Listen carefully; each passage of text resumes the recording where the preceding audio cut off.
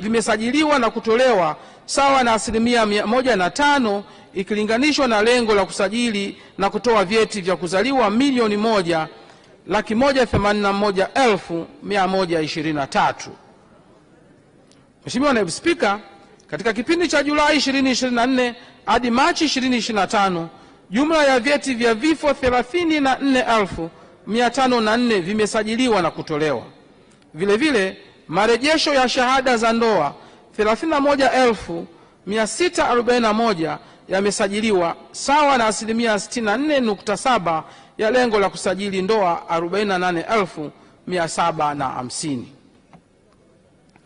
Mheshimiwa Naibu Spika, Tume ya Kurekebisha Sheria Tanzania imefanya tathmini ya utekelezaji wa sheria zilizosimamia michezo ya kubahatisha sura ya 41. Lengo la tathmini hii ni kubaini kama malengo ya kutungwa kwa sheria hiyo yamefikiwa. Mheshimiwa Naibu Spika, Tume ya Kurekebisha Sheria Tanzania imefanya utafiti wa mfumo wa sheria unaosimamia utatuzi wa migogoro ya kibenki ili kubaini changamoto ya migogoro na mikopo.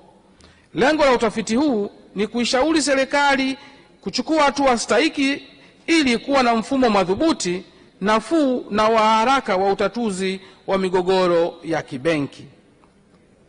Mheshimiwa Naibu Spika, katika kipindi cha Julai 2024 hadi Machi 2025, Wizara ilipitia na ilisajili jumla ya mikataba 483 ya uwekezaji katika utajiri asili na mali asilia za nchi iliyoingiwa kati ya serikali na wawekezaji kwa lengo la kuhakiki uzingatiwaji wa matakwa ya kisheria.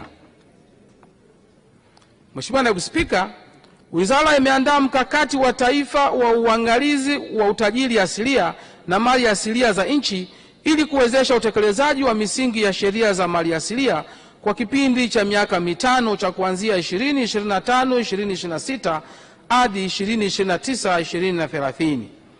Lengo la mkakati huu ni kuweka mfumo wa pamoja katika usimamizi na uangalizi wa rasilimali za nchi ili kuhakikisha kuwa uwekezaji katika utajiri asili na mali asili za nchi unanufaisha taifa na wananchi kwa ujumla.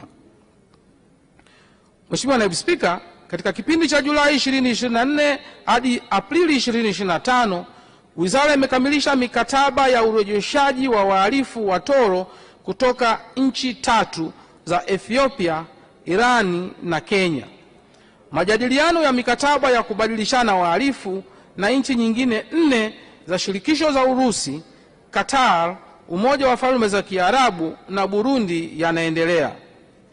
Mheshimiwa Naibu Spika, katika kipindi cha Julai 2024 hadi Machi 2025, Wizara kupitia Ofisi ya Taifa ya Mashtaka ilipokea maombi ya kupatiwa ushahidi wa watuhumiwa waliofanya makosa ya jinai katika nchi 5 za Thailand, India, Shelisheli, Zambia na Uganda. Mheshimiwa Naibu Spika, Wizara na taasisi zake imeendelea kuboresha mifumo mbalimbali ya TEHAMA kwa lengo la kufikisha huduma za kisheria karibu na wananchi. Hadi kufikia Aprili 2025, 75% ya mifumo ya TEHAMA katika sekta ya sheria imeunganishwa.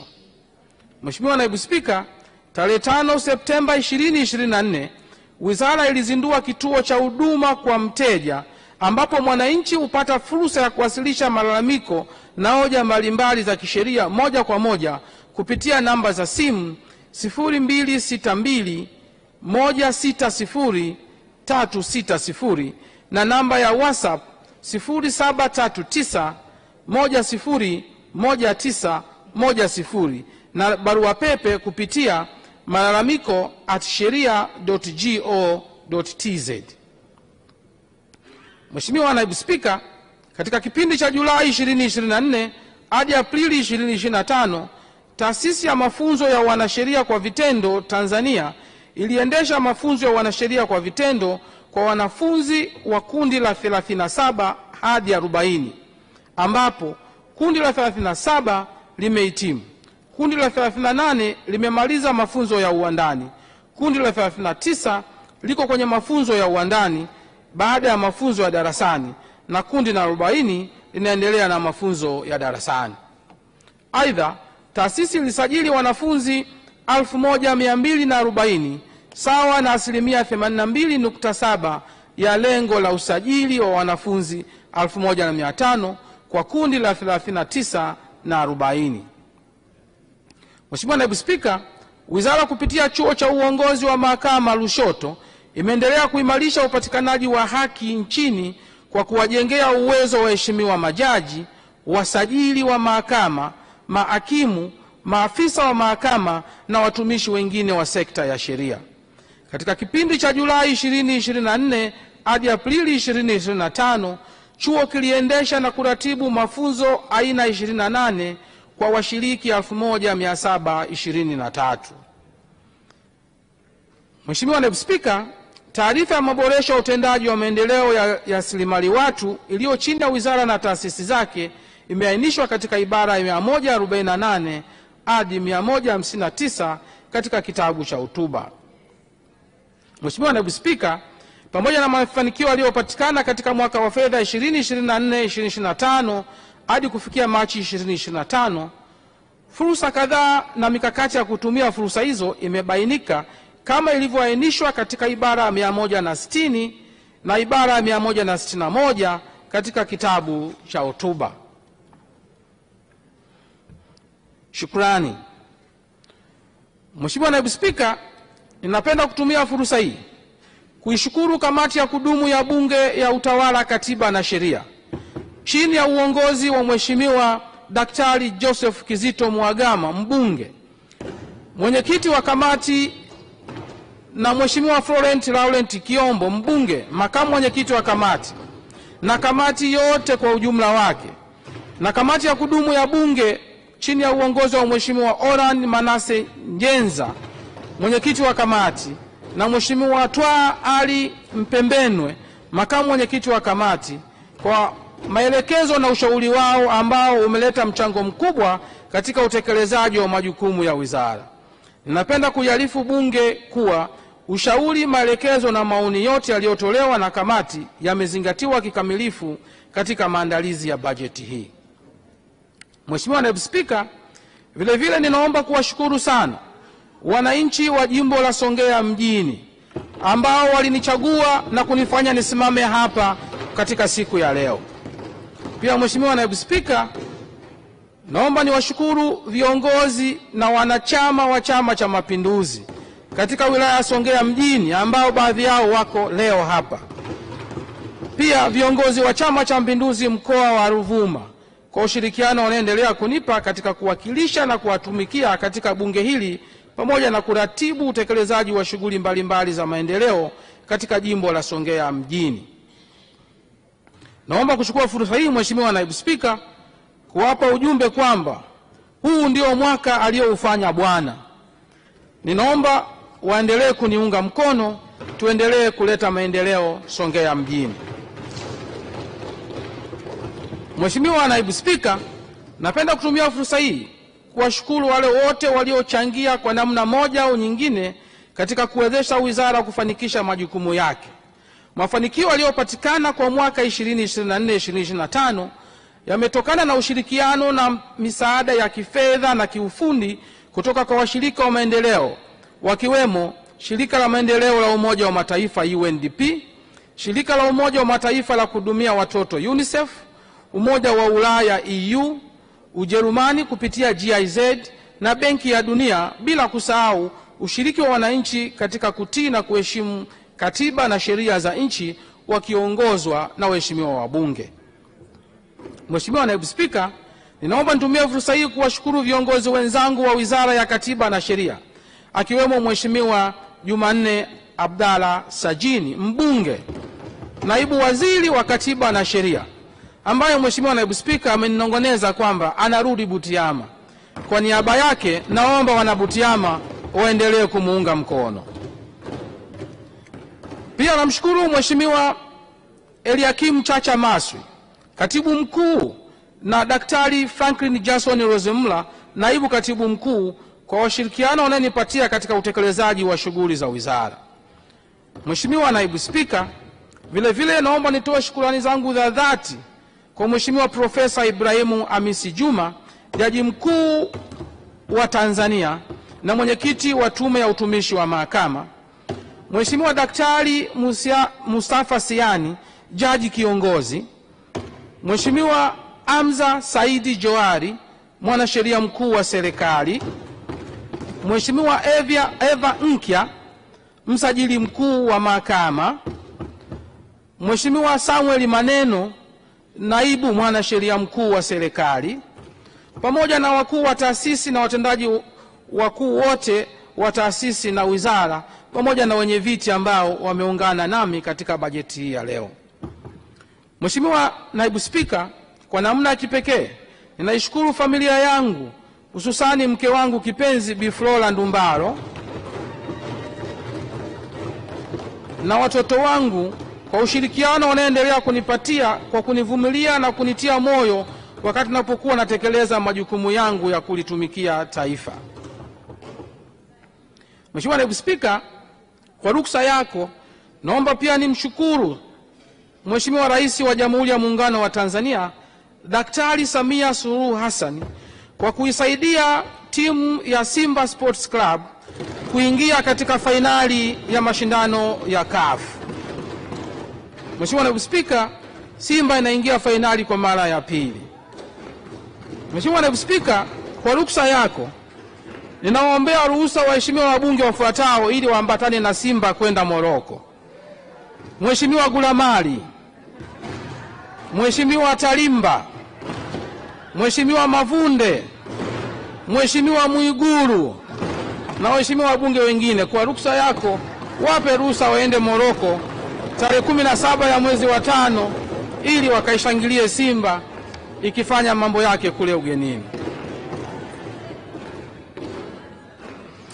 Mheshimiwa Naibu Spika, katika mwaka wa fedha 2025-2026 wizara, taasisi zake na muhimili wa mahakama itaendelea kuboresha utoaji wa huduma za kisheria na utoaji haki kwa umma. Katika kufikia azima hiyo, wizara imeainisha maeneo mahususi ya kipaumbele ambayo yameainishwa katika ibara ya 169 katika kitabu cha hotuba.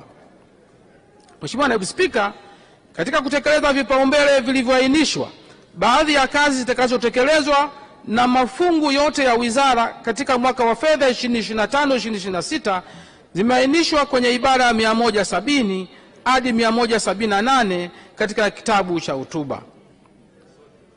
Mheshimiwa Naibu Spika, katika mwaka wa fedha 2025-2026 wizara na taasisi zake zinatarajiwa kukusanya jumla ya shilingi bilioni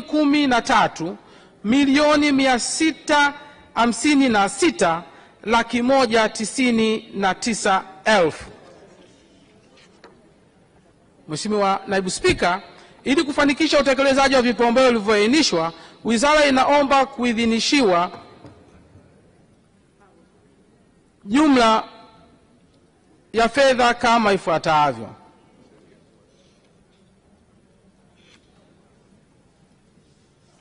Mheshimiwa Naibu Spika, katika mwaka wa fedha 2026 wizara na taasisi zake inaomba kuidhinishiwa jumla ya shilingi bilioni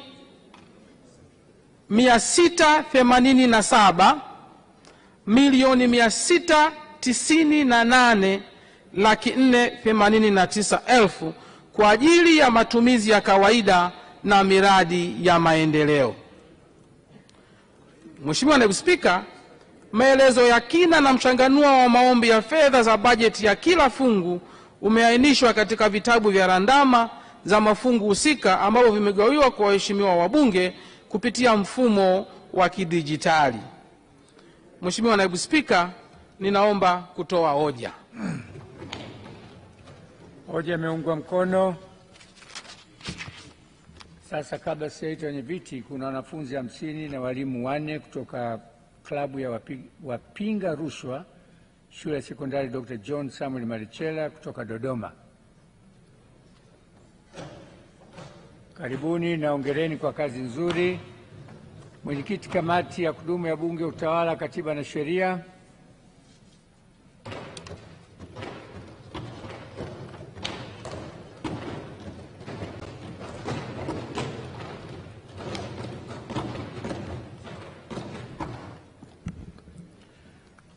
Mheshimiwa Naibu Spika, awali ya yote naomba taarifa hii yote iingie kwenye kumbukumbu rasmi za Bunge. Mheshimiwa Naibu Spika, kwa mjibu wa kanuni ya 118 kanuni ndogo ya 9 ya kanuni za kudumu za Bunge toleo la Februari 2023, naomba kuwasilisha taarifa ya kamati ya kudumu ya Bunge, Utawala, Katiba na Sheria kuhusu utekelezaji wa bajeti ya Wizara ya Katiba na Sheria kwa mwaka wa fedha 2024-2025 pamoja na maoni ya kamati kuhusu makadirio ya mapato na matumizi ya ofisi hiyo kwa mwaka wa fedha 2025-2026. Mheshimiwa Naibu Spika, kamati ya kudumu ya Utawala, Katiba na Sheria inahusika na mafungu 7 chini ya wizara hii ambayo ni fungu 41 Wizara ya Katiba na Sheria, fungu namba 16 Ofisi ya Mwanasheria Mkuu wa Serikali, fungu namba 35 Ofisi ya Taifa ya Mashtaka, fungu namba 12 Tume ya Utumishi wa Mahakama, fungu namba 55 Tume ya Haki za Binadamu na Utawala Bora, fungu 59 Tume ya Kurekebisha Sheria Tanzania, fungu 19 Ofisi ya Wakili Mkuu wa Serikali na fungu 101 Ofisi ya Mwandishi Mkuu wa Sheria. Mheshimiwa Naibu Spika, nikiwa naendelea na taarifa yangu, naomba nifanye nukuu chache. Martin Luther King anaeleza, na ninamnukuu: "Injustice anywhere is a threat to justice everywhere", akiwa na maana kuwa kukosekana kwa haki sehemu moja ni tishio kwa upatikanaji wa haki sehemu nyingine. Lakini pia Seneca the Elder naye ninamnukuu anasema, "It is a denier of justice not to stretch out the helping hand to the fallen", akiwa na maana kuto kuwasaidia watu wanyonge ni kuwanyima haki. Mheshimiwa Naibu Spika, bila shaka utakubaliana nami kuwa hakuna katika kipindi chochote katika historia ya nchi yetu ambapo Wizara ya Katiba na Sheria pamoja na ofisi zilizopo chini ya wizara hii zimekuwa karibu na wananchi kama kipindi hiki cha awamu ya 6 chini ya uongozi mahiri wa Dr. Samia Suluhu Hassan, Rais wa Jamhuri ya Muungano wa Tanzania. Mheshimiwa Naibu Spika, kampeni ya msaada wa kisheria wa Mama Samia, ambayo kwa Kiingereza inafahamika kama Mama Samia Legal Aid, sambamba na ujenzi wa ofisi za mashtaka pamoja na mahakama nyingi mpya nchini kote, ni kielelezo cha dhamira ya dhati ya Mheshimiwa Rais kuwafikia Watanzania kote nchini na hasa vijijini, ili kuhakikisha kuwa kila Mtanzania anapata haki yake kwa ukaribu, kwa uharaka na kwa uhakika, na anachochea amani na utulivu nchini, kwani amani ni tunda la haki. Mheshimiwa Naibu Spika, kwa muktadha huo, naliomba bunge lako tukufu liungane na kamati yetu ya kudumu ya Utawala, Katiba na Sheria kutoa pongezi za dhati na za kipekee, kwanza kwa Dr. Samia Suluhu Hassan, Rais wa Jamhuri ya Muungano wa Tanzania; pili kwa Mheshimiwa Daktari Damas Ndumbaro, Waziri; Mheshimiwa Jumanne Abdalla Sagin, Naibu Waziri; Mheshimiwa Hamza Johari, Mwanasheria Mkuu wa Serikali; na Bwana Eliakimu Maswi, Katibu Mkuu Katiba na Sheria, pamoja na watendaji wote waliopo chini yake kwa ubunifu na utekelezaji bora wa majukumu chini ya wizara hii. Mheshimiwa Naibu Spika, baada ya maneno hayo ya pongezi kwa Mheshimiwa Rais na kwa wizara, uniruhusu sasa niendelee na sehemu ya pili ya taarifa yetu. Na sehemu hii, Mheshimiwa Naibu Waziri, inahusu uchambuzi wa makusanyo ya maduhuri, lakini pia inahusu matumizi ya bajeti kwa mwaka uliopita. Mheshimiwa Naibu Spika, naomba uridhie sehemu hii ya taarifa iingie kwenye kumbukumbu kama ilivyowasilishwa kwa mafungu yote kama nitakavyoyataja. Kwanza, fungu namba 41 Wizara ya Katiba na Sheria, fungu namba 16 Ofisi ya Mwanasheria Mkuu wa Serikali, fungu namba 35 Ofisi ya Taifa ya Mashtaka, fungu namba 12 Tume ya Utumishi wa Mahakama, fungu 55 Tume ya Haki za Binadamu na Utawala Bora, fungu 59 Tume ya Kurekebisha Sheria Tanzania, pamoja na fungu 19 Ofisi ya Wakili Mkuu wa Serikali. Mheshimiwa Naibu Spika, uchambuzi wa upatikanaji wa fedha katika wizara unaonyesha kwamba kwa ujumla Wizara ya Katiba na Sheria kwa mwaka wa fedha 2024-2025 hadi kufikia Februari 2025, ofisi hii imepokea asilimia 59.79 ya bajeti iliyopitishwa na Bunge, kipindi ambacho ilitakiwa kuwa asilimia 75 ya utekelezaji wa bajeti ya mwaka wa fedha husika. Kwa maana hiyo, mtiririko wa upatikanaji wa fedha ulipaswa kuboreshwa zaidi.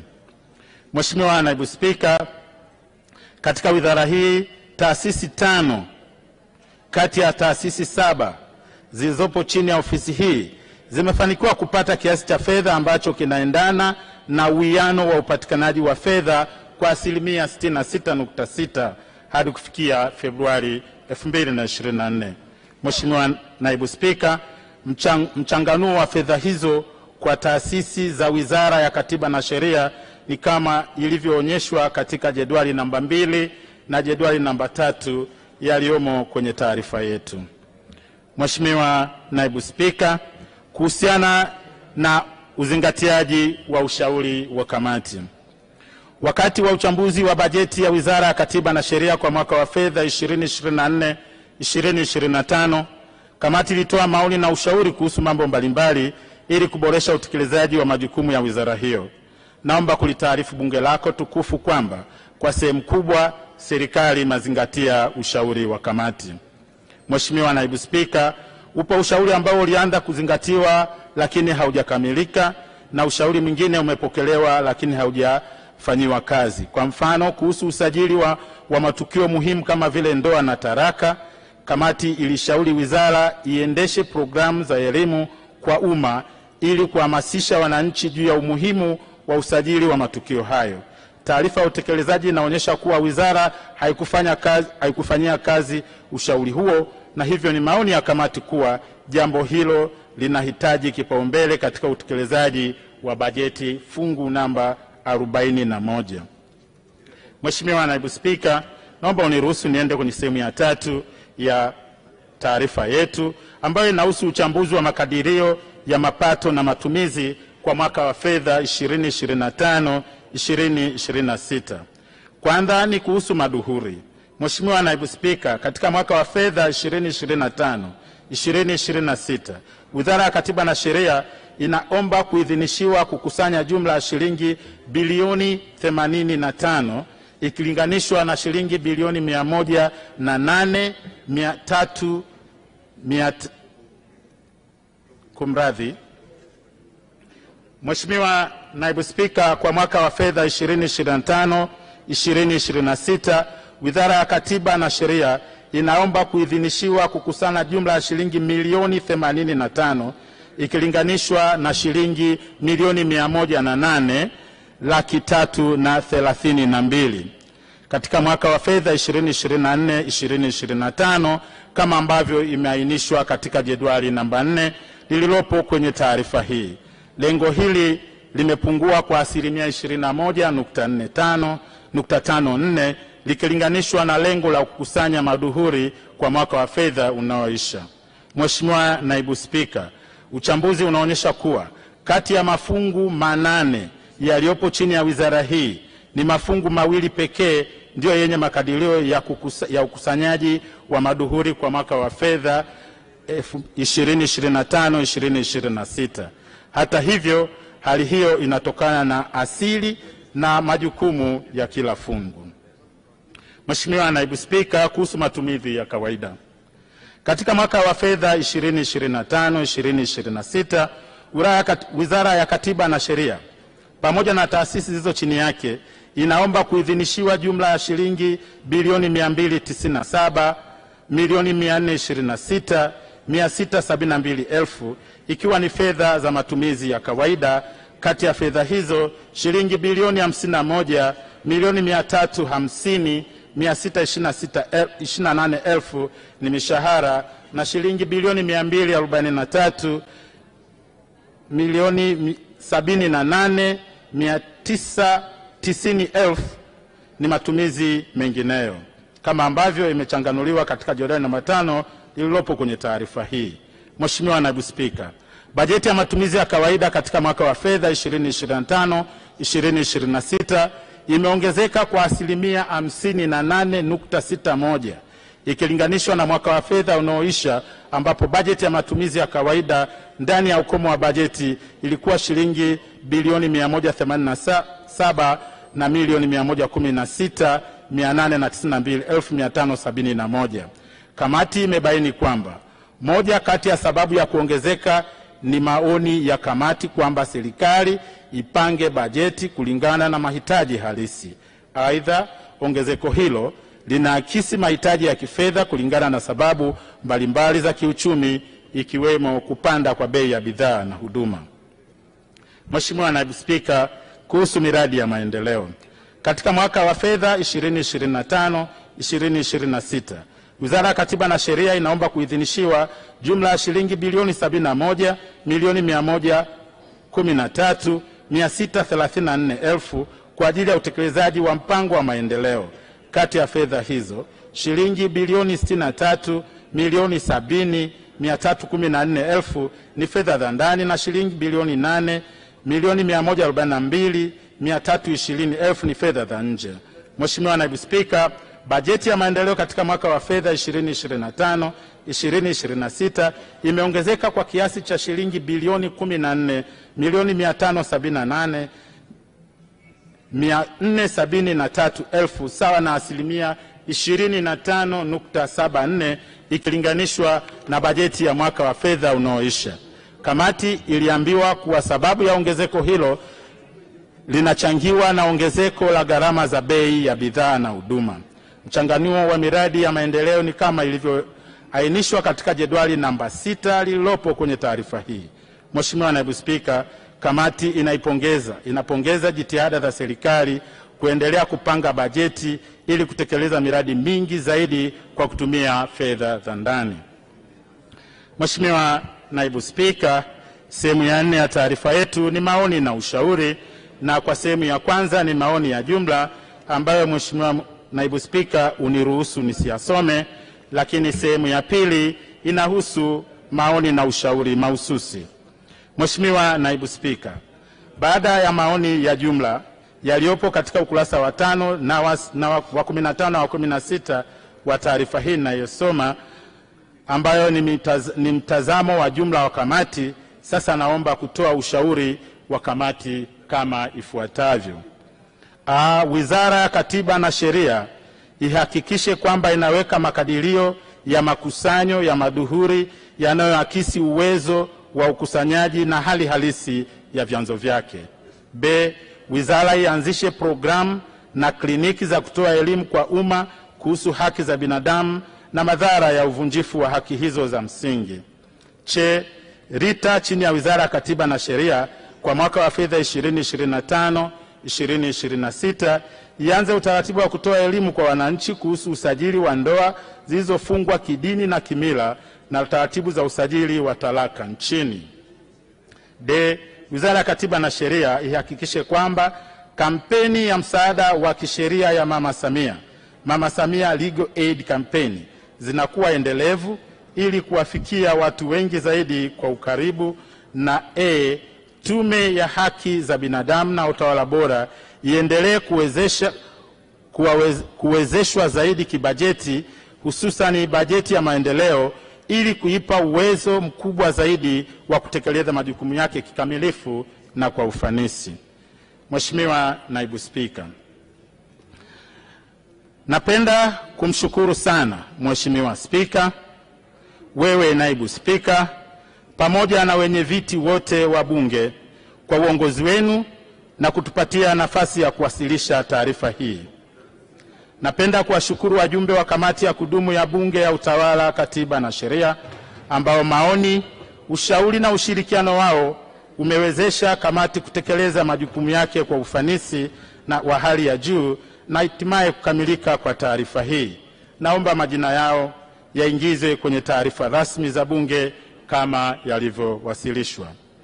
Mheshimiwa Naibu Spika, kwa niaba ya wajumbe wa kamati, naomba nichukue fursa hii kumpongeza sana na kumshukuru Mheshimiwa Daktari Damas Daniel Ndumbaro, mbunge, waziri wa Katiba na Sheria, pamoja na Mheshimiwa Jumanne Abdalla Sagini, mbunge, naibu waziri wa Katiba na Sheria, kwa ushirikiano waliotupatia kamati ambao umewezesha kamati kutekeleza majukumu yake kwa ufanisi.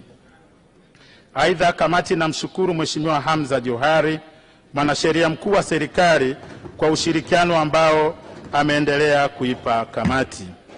Mheshimiwa Naibu Spika, naomba pia niwashukuru watendaji wote wa Wizara ya Katiba na Sheria pamoja na taasisi zake kwa ushirikiano waliotupatia kamati, wakiongozwa na katibu mkuu wa ofisi hiyo Bwana Eliakim Maswi, ndugu Franklin Johnson Rwezimula, naibu katibu mkuu, Profesa Elisante Ole Gabriel, mtendaji mkuu wa mahakama na katibu wa Tume ya Utumishi wa Mahakama, ndugu Sylvester Mwakitalu, mkurugenzi wa mashtaka, ndugu Patience Mtwina, katibu mtendaji wa Tume ya Haki za Binadamu na Utawala Bora, ndugu George Mandepo, katibu mtendaji wa Tume ya Kurekebisha Sheria Tanzania, na ndugu Ali Posi, wakili mkuu wa sheria wa serikali.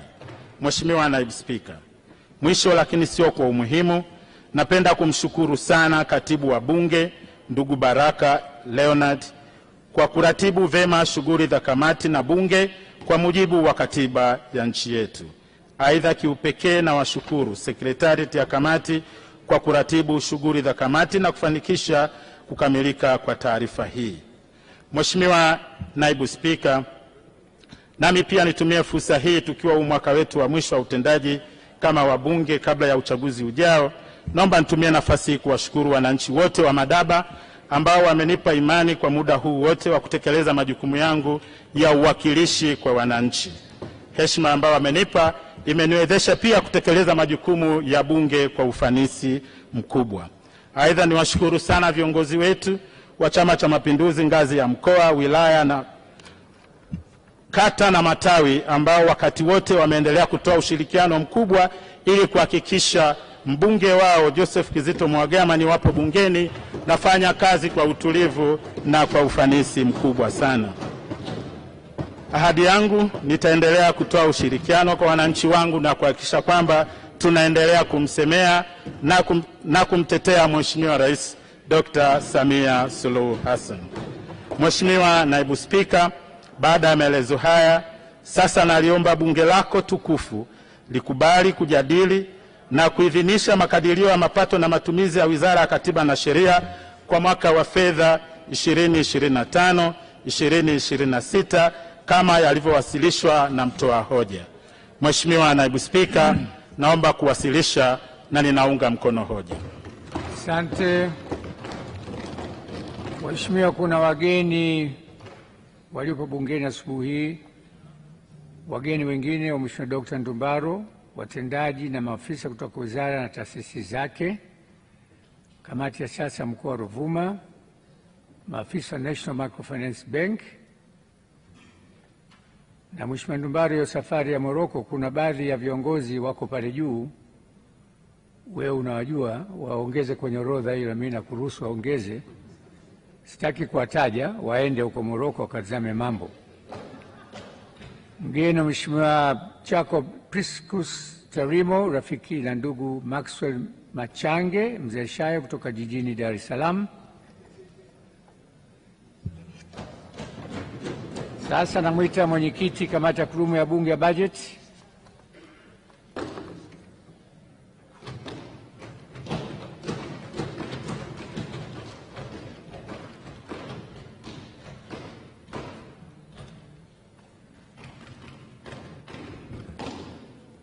Mheshimiwa Naibu Spika, kwa niaba ya mwenyekiti wa kamati ya kudumu ya Bunge ya Bajeti, naomba kuwasilisha taarifa ya kamati ya Bajeti kuhusu utekelezaji wa bajeti ya mfuko wa mahakama fungu 40 kwa mwaka wa fedha 24/25 pamoja na makadirio ya mapato na matumizi kwa mwaka wa fedha 25/26.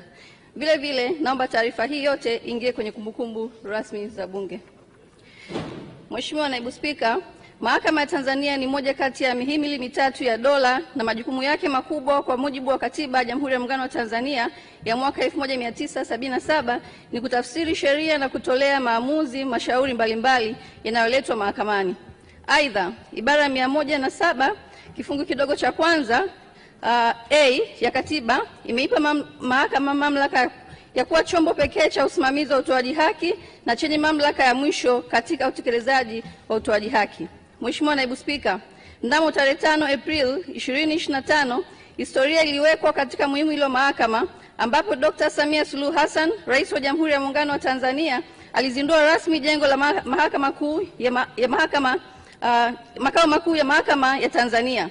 Uzinduzi wa jengo hilo ni hatua kubwa katika historia ya muhimili huu nchini kufuatia ukweli kwamba muhimili huo haukuwahi kuwa na jengo la makao makuu kwa kipindi cha miaka 104 tangu kuanzishwa kwake. Jengo hilo ni la kipekee na ni kubwa zaidi barani Afrika kati ya majengo ya makao makuu ya mahakama na kushika nafasi ya 6 kwa ukubwa duniani.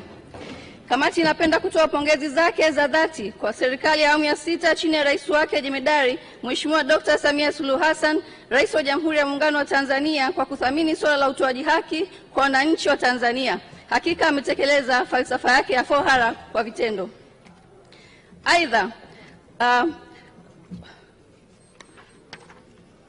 Mheshimiwa Naibu Spika, taarifa hii inatoa tathmini ya utekelezaji wa bajeti na majukumu ya mfuko wa mahakama kuanzia mwezi Julai 2024 hadi kufikia tarehe 22 Aprili 2025 pamoja na vipaumbele na masuala muhimu yanayopendekezwa katika mpango wa bajeti ya mfuko wa mahakama kwa mwaka wa fedha 25/26.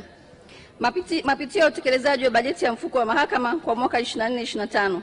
Mheshimiwa Naibu Spika, katika mwaka wa fedha 24/25 mfuko wa mahakama uliidhinishiwa na Bunge jumla shilingi bilioni 241.6. Kati ya fedha hizo shilingi bilioni 71.9 ni mishahara ya mahakama, shilingi bilioni 2.6 ni mishahara ya chuo cha uongozi wa mahakama Lushoto na shilingi bilioni 78.6 ni kwa ajili ya matumizi mengineyo yani OC. Aidha, fedha za maendeleo zilizoidhinishwa ni shilingi bilioni 88.4 ambapo shilingi bilioni 31 ni fedha za ndani na shilingi bilioni 57.4 ni fedha za nje. Mheshimiwa Naibu Spika, hadi tarehe 22 Aprili 2025 mfuko wa mahakama ulikuwa umepokea jumla shilingi bilioni 182.9 sawa na 75.4 ya bajeti iliyoidhinishwa na Bunge. Kati ya fedha hizo zilizopokelewa, shilingi bilioni 60.2 zilikuwa ni kwa ajili ya mishahara na shilingi bilioni 75.7 kwa ajili ya matumizi mengineyo. Kwa upande wa fedha za maendeleo, fedha zilizopokelewa katika kipindi hicho ni jumla ya shilingi bilioni 47. Kati ya fedha hizo, shilingi bilioni 9.9 ni fedha za ndani na shilingi bilioni 37 ni fedha za nje. Mwenendo wa utekelezaji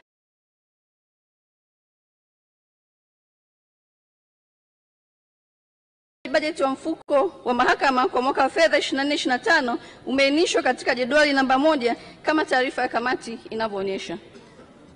Mahitaji hayo.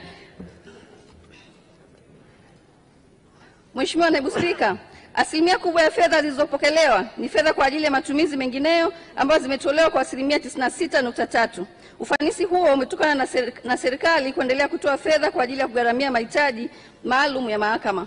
Mahitaji hayo ni kama vile kugharamia stahiki mbalimbali za majaji wapya walioteuliwa pamoja na kugharamia mashauri ambayo yana maslahi mapana ya taifa ambayo hayakuwa sehemu ya mipango ya bajeti ya mahakama kwa mwaka wa fedha 24/25. Kamati inaipongeza serikali kwa kuendelea kutoa fedha kwa fungu hili pale ambapo mahitaji ya ziada na ya lazima yanapojitokeza. Mheshimiwa Naibu Spika, katika mwaka wa fedha 24/25 mfuko wa mahakama ulipanga kukusanya maduhuli yenye jumla ya shilingi bilioni 12.5 hadi tarehe 22 Aprili 2025 jumla ya shilingi bilioni 8.9 zilikusanywa sawa na 71.2% ya lengo. Kwa kuwa maduhuli ya mahakama yanakusanywa kutoka kwenye vyanzo viwili vya msingi ambavyo ni faini na ada za mahakama, kamati inaishauri serikali kuhakikisha kuwa viwango hivyo hususan ada za mahakama vinaendelea kuwa chini na rafiki ili wananchi wengi waweze kupata haki wanayostahili na kutokukwamishwa. Mafanikio na changamoto ya utekelezaji wa majukumu ya mahakama kwa mwaka wa fedha 2024/2025. Mheshimiwa Naibu Spika, katika mwaka wa fedha 2024/2025 mfuko wa mahakama umefanikiwa kutekeleza masuala yafuatayo: utatuzi wa mashauri na mkakati wa kumaliza mashauri ya muda mrefu. Mheshimiwa Naibu Spika, katika kipindi cha mwezi Julai 24 hadi Aprili 2025 mahakama ilikuwa na jumla ya mashauri 191,617. Kati ya mashauri hayo, mashauri 63,050 ni ya zamani yaliovuka mwaka 23-24 na mashauri 128,567 ni mashauri mapya yaliyofunguliwa katika kipindi husika. Kati ya mashauri yote, mashauri 140,986 yalihitimishwa katika kipindi tajwa na mashauri 50,631 yalikuwa yanaendelea kusikilizwa. Aidha, kati ya mashauri yote yaliyobaki mahakamani, mashauri yenye muda mrefu ni 1,724 sawa na 3%, ambapo mahakama inaendelea na mkakati wa kumaliza mashauri hayo.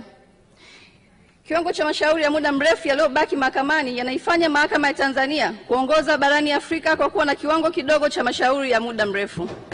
Mheshimiwa Naibu Spika, kamati inaipongeza mahakama kuwa ni mahakama inayoongoza Afrika kwa kuwa na kiwango cha chini cha mashauri yenye muda mrefu. Mafanikio haya kwa kiasi kikubwa yamechagizwa na matumizi ya TEHAMA, ikiwa ni pamoja na matumizi ya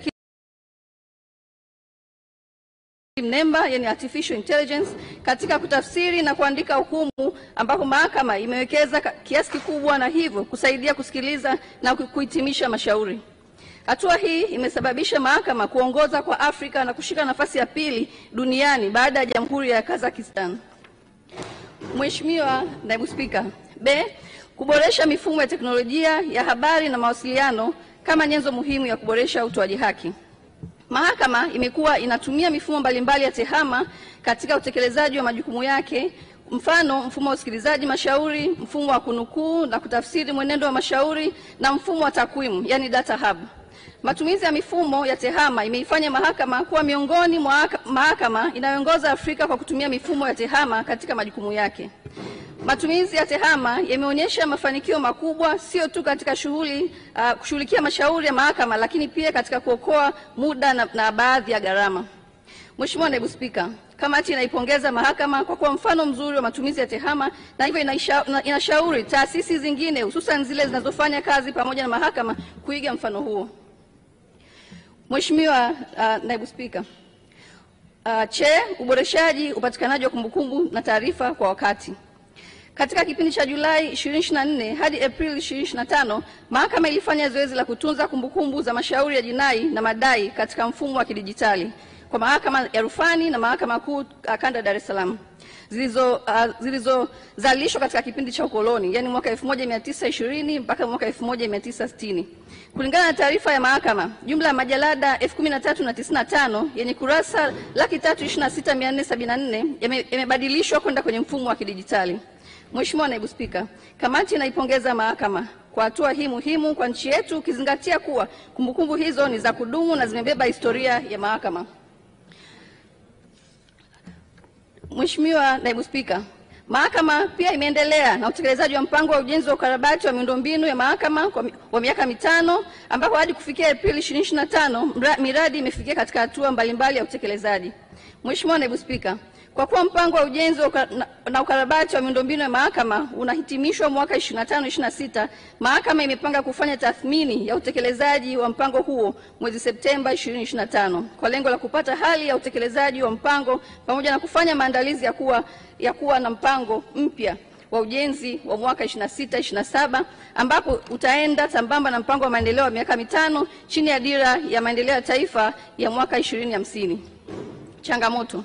Mheshimiwa Naibu Spika, pamoja na mafanikio yaliyopatikana katika utekelezaji wa majukumu ya mahakama kwa mwaka wa fedha 2024/2025, mfuko wa mahakama unaendelea kukabiliwa na changamoto zifuatazo: A, upungufu wa watumishi wa kada mbalimbali; B, ufinyu wa bajeti ya matumizi mengineyo kukidhi mahitaji ya huduma zinazoongezeka pamoja na uanzishwaji wa mahakama mpya katika baadhi ya mikoa; C, uhaba na uchakavu wa majengo ya ofisi na makazi ya mahakimu na majaji hususan katika mahakama ya mwanzo na wilaya; D, upungufu wa vitendea kazi hususan magari.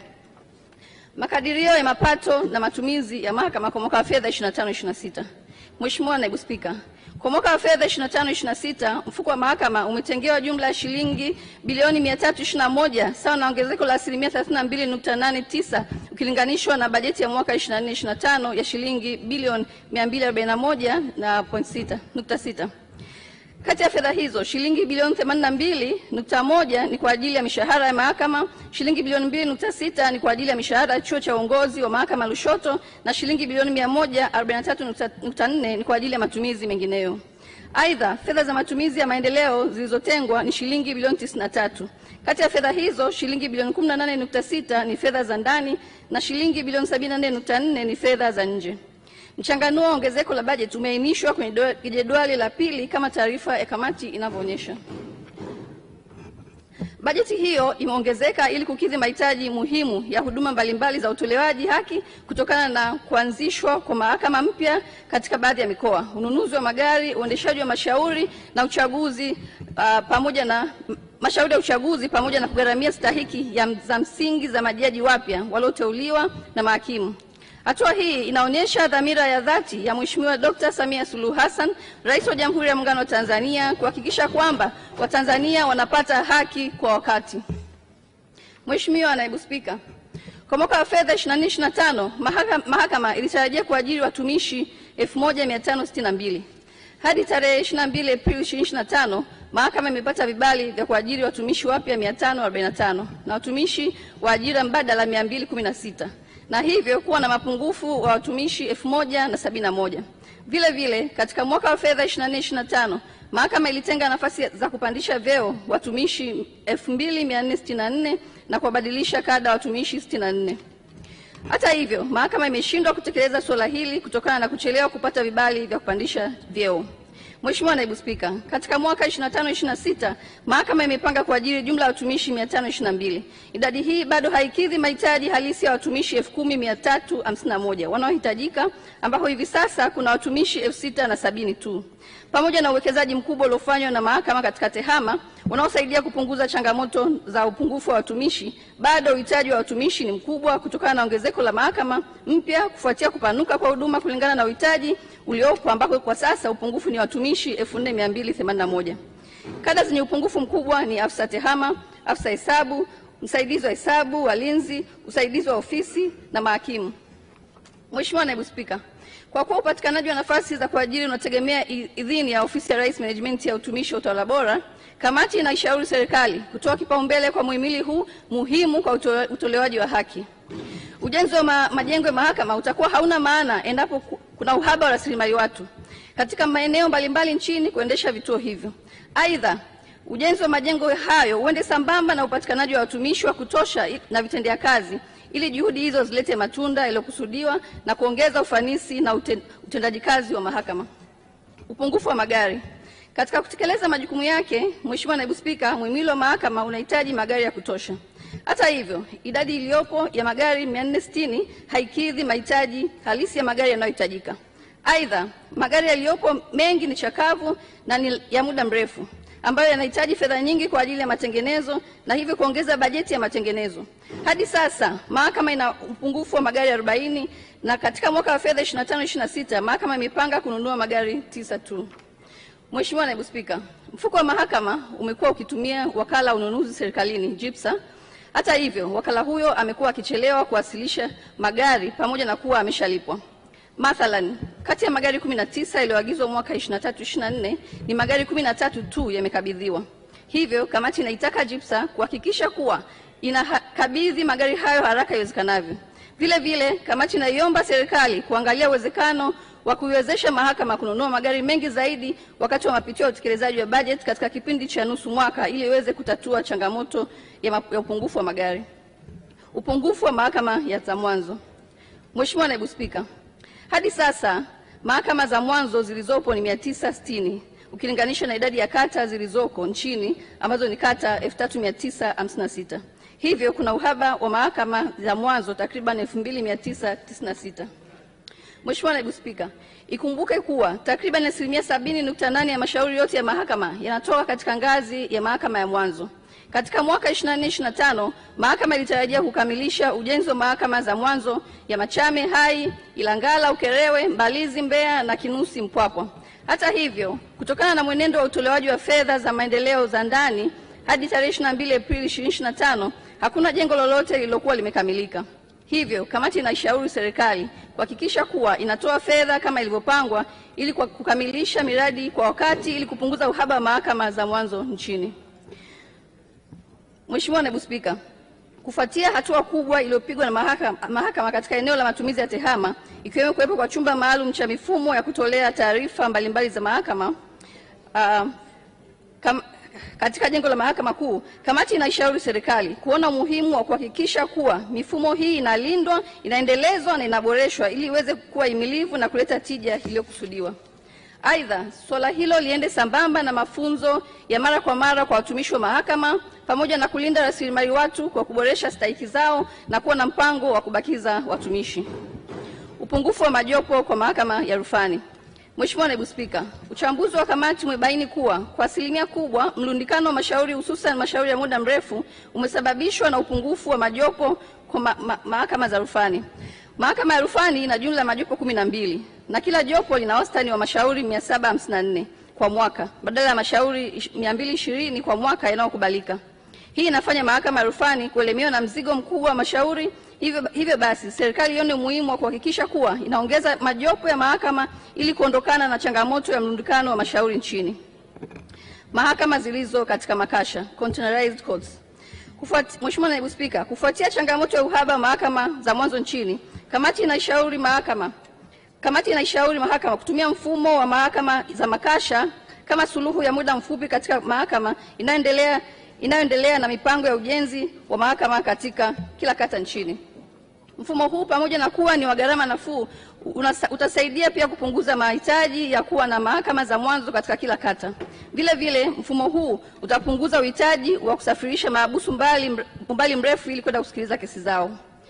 Mahakama zinazotembea. Mheshimiwa Naibu Spika, mahakama zinazotembea zimeleta ufanisi mkubwa katika utoaji haki. Tangia kuanzishwa kwake mwaka 2019 hadi tarehe 22 Aprili 2025, jumla ya mashauri 7181 yaliyofunguliwa na mashauri 7134 yalimalizika, sawa na 99% ya mashauri yote yaliyofunguliwa kupitia mahakama zinazotembea, na mashauri 47 yanaendelea kusikilizwa. Aidha, jumla ya wananchi 85608 wamenufaika na huduma mbalimbali zinazotolewa na mahakama inayotembea hadi sasa. Kuna jumla ya magari 5 ambayo yanatoa huduma katika mkoa wa Dar es Salaam, Dodoma, Tabora, Mbeya na Mwanza. Hivyo basi, kamati inaishauri serikali kuongeza idadi ya magari haya hususan katika maeneo ambayo yana uhitaji mkubwa ili kusogeza huduma ya utolewaji haki katika karibu na wananchi. Ujenzi wa vituo jumuishi vya utoaji haki. Mheshimiwa Naibu Spika, kamati inaipongeza mahakama kwa kuendeleza ujenzi wa vituo jumuishi. Vituo hivi kimsingi vinajumuisha zaidi ya mahakama moja katika jengo moja la ghorofa, ambalo ghorofa ya kwanza kunakuwa na mahakama ya mwanzo, ghorofa ya pili mahakama ya wilaya, ghorofa ya tatu mahakama kuu, na ghorofa ya 4 kunakuwa na mahakama kuu pamoja na ofisi za baadhi ya wadau wa mahakama ikiwemo polisi, ustawi wa jamii, mawakili na waendesha mashtaka. Mheshimiwa Naibu Spika, utaratibu huu wa vituo jumuishi sio unarahisisha upatikanaji wa huduma katika eneo moja, lakini pia unawezesha wananchi kupata haki kwa wakati, kupunguza mlundikano wa mashauri mahakamani, kuongeza kasi ya uondoshaji wa mashauri pamoja na kupunguza gharama za uendeshaji wa mashauri kwa mahakama na wananchi. Kutokana na mafanikio haya, kamati ingependa kutoa rai kwa serikali kuendelea kutoa kipaumbele katika ujenzi wa vituo jumuishi kwa kuwa ni hatua muhimu ya kusogeza huduma karibu na wananchi.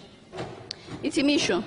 Mheshimiwa Naibu Spika, naomba nihitimishe kwa kumshukuru Mheshimiwa Dr. Tulia Ackson, mbunge, Spika wa Bunge na Rais wa Umoja wa Mabunge Duniani, pamoja na wewe Mheshimiwa Musa Azan Zungu, mbunge, naibu spika, kwa miongozo yenu katika kuendesha shughuli za Bunge.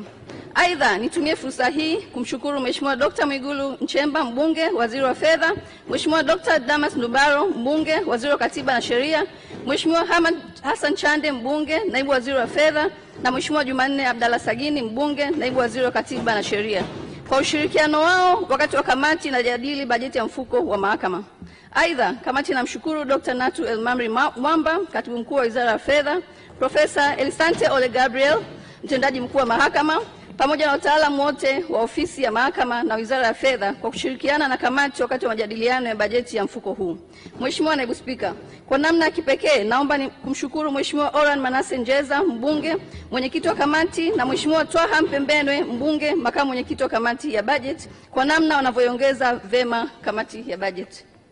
Aidha, naomba niwashukuru wajumbe wote kwa niaba ya mwenyekiti wa kamati kwa umakini wao katika kujadili na kutoa maoni na mapendekezo mbalimbali kuhusu bajeti ya mfuko wa mahakama.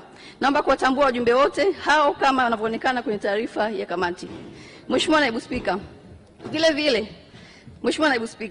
vile vile napenda kuwashukuru wananchi wa mkoa wa Arusha na hasa akina mama, wanawake kwa ushirikiano walionipa muda wote kama mbunge wa viti maalum wa mkoa wa Arusha. Naendelea kuwaomba tuwe pamoja na sitawaangusha. Mheshimiwa Naibu Spika, napenda kuchukua fursa hii kumshukuru ndugu Baraka Leonard, katibu wa Bunge, kwa niaba ya watumishi wote kwa kuwezesha kamati kutekeleza majukumu yake ipasavyo.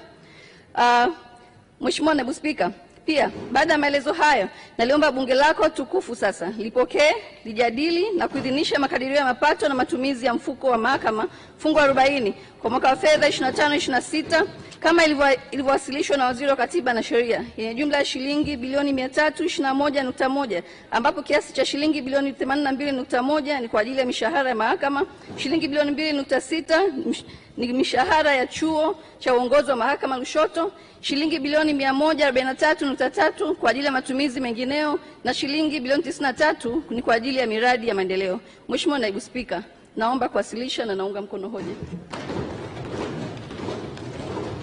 Asante. Sasa tunaanza michango, mijadala. Naanza na Mheshimiwa Swale, jiandae Mheshimiwa Nahodha, jiandae Mheshimiwa Timothy Mzava. Mheshimiwa Naibu Spika. Mheshimiwa, tuna dharura. Naanza Mheshimiwa Swale, wewe utakuwa wa pili. Na? Anaanza Mheshimiwa Swale, wewe utakuwa wa pili. Ana dharura kidogo. Asante sana Mheshimiwa Naibu Spika kwa heshima ulionipa niweze kuwa mchangiaji wa kwanza mchana huu katika wizara hii ya Katiba na Sheria.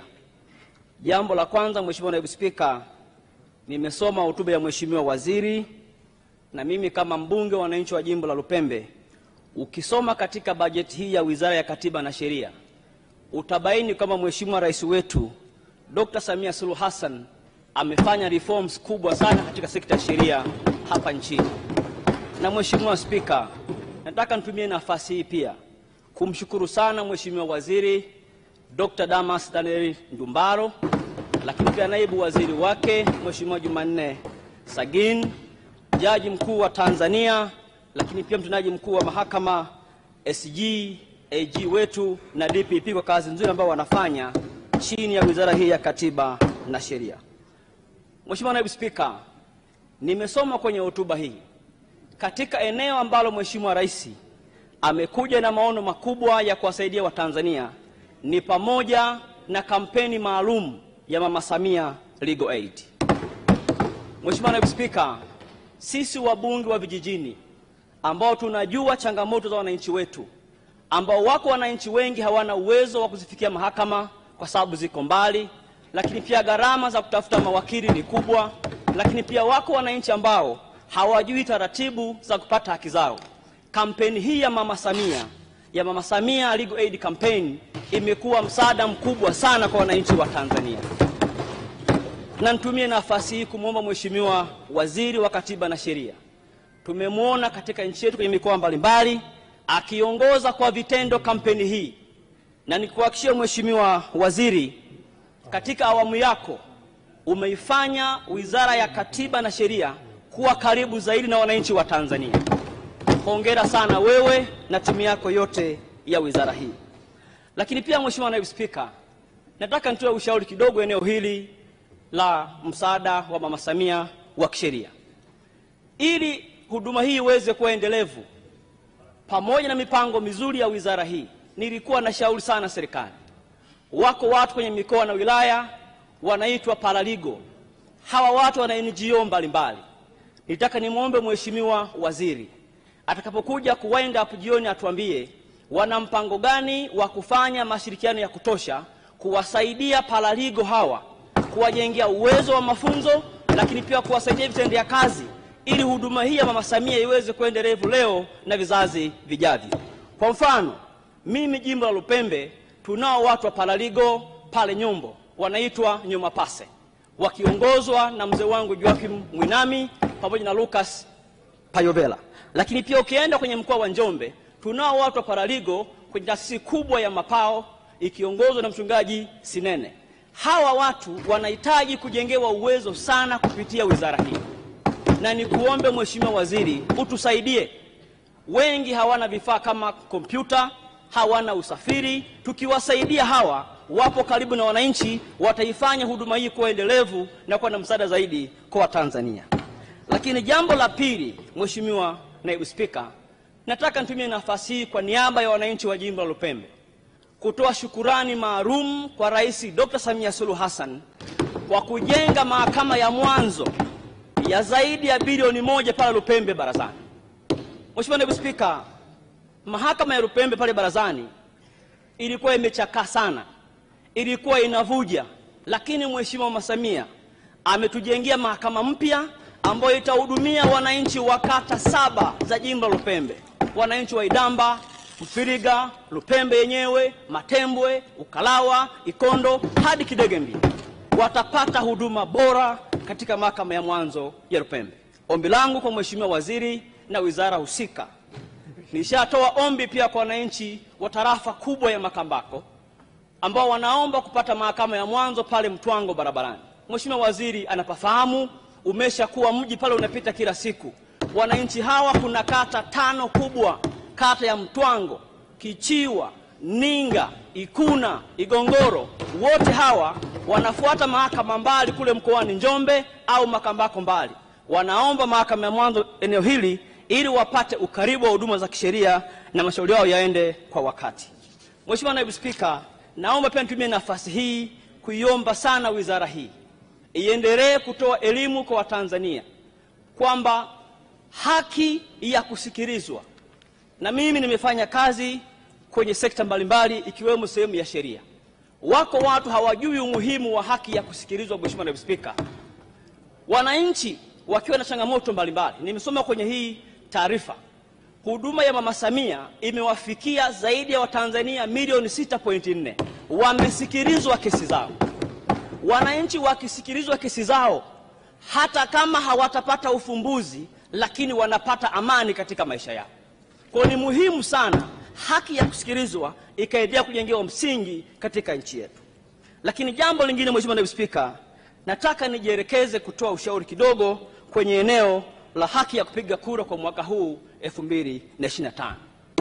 Mheshimiwa Naibu Spika, nataka nitumie nafasi na bunge lako tukufu kutoa shule kidogo kwa chama cha Chadema na wafuasi wao. Mheshimiwa Naibu Spika, haki ya kupiga kura ni haki ya Mtanzania. Ukisoma kwenye katiba yetu ya Jamhuri ya Muungano wa Tanzania, ibara ya 5, naomba nisome kwa manufaa ya wananchi wa Tanzania. Ibara ya 5 inasema kila raia wa Tanzania aliyetimiza umri wa miaka 18 anayo haki ya kupiga kura katika uchaguzi nchini Tanzania. Mheshimiwa Naibu Spika, haki ya kupiga kura ni haki ya uraia wa Tanzania. Hakuna mtu mwenye haki ya kuvuruga haki ya mtu mwingine ya kwenda kupiga kura.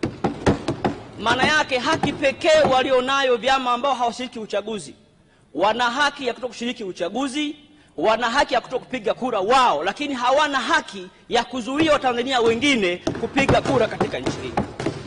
Lakini jambo la pili, Mheshimiwa Naibu Spika, ukisoma ibara ya 30 ya katiba hii imeeleza vizuri kwamba uhuru wa watu wa kutumia haki yao ya kujieleza unapaswa ukome inapoanzia haki ya watu wengine.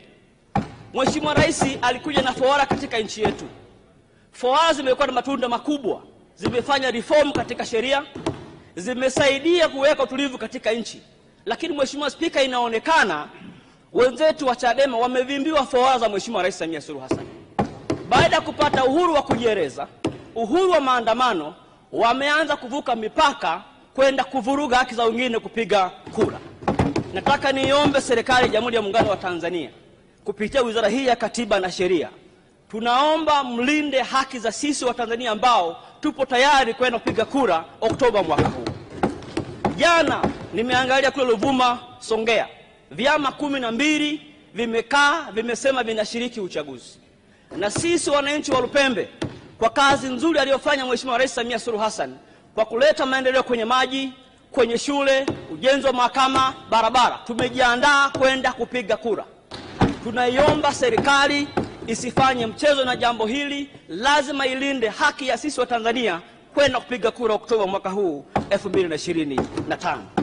Jambo la mwisho, Mheshimiwa Naibu Spika, kwa mchana huu, nataka pia nitoe wito kwa vyama vyote vya siasa kama alivyosema Dr. Nchimbi kwamba uchaguzi wa mwaka huu si uchaguzi wa mwisho, uko uchaguzi mwingine baada ya 2025 watashiriki huo, na ziko njia mbili tu za kufanya reforms kwenye sheria. Mheshimiwa Naibu Spika, njia ya kwanza, unafanya reform kupitia bunge hili, unaleta sheria ndani ya bunge, unafanya reforms kwenye sheria. Njia ya pili, kwa mujibu wa sheria za nchi yetu, unafanya reform kupitia mahakama.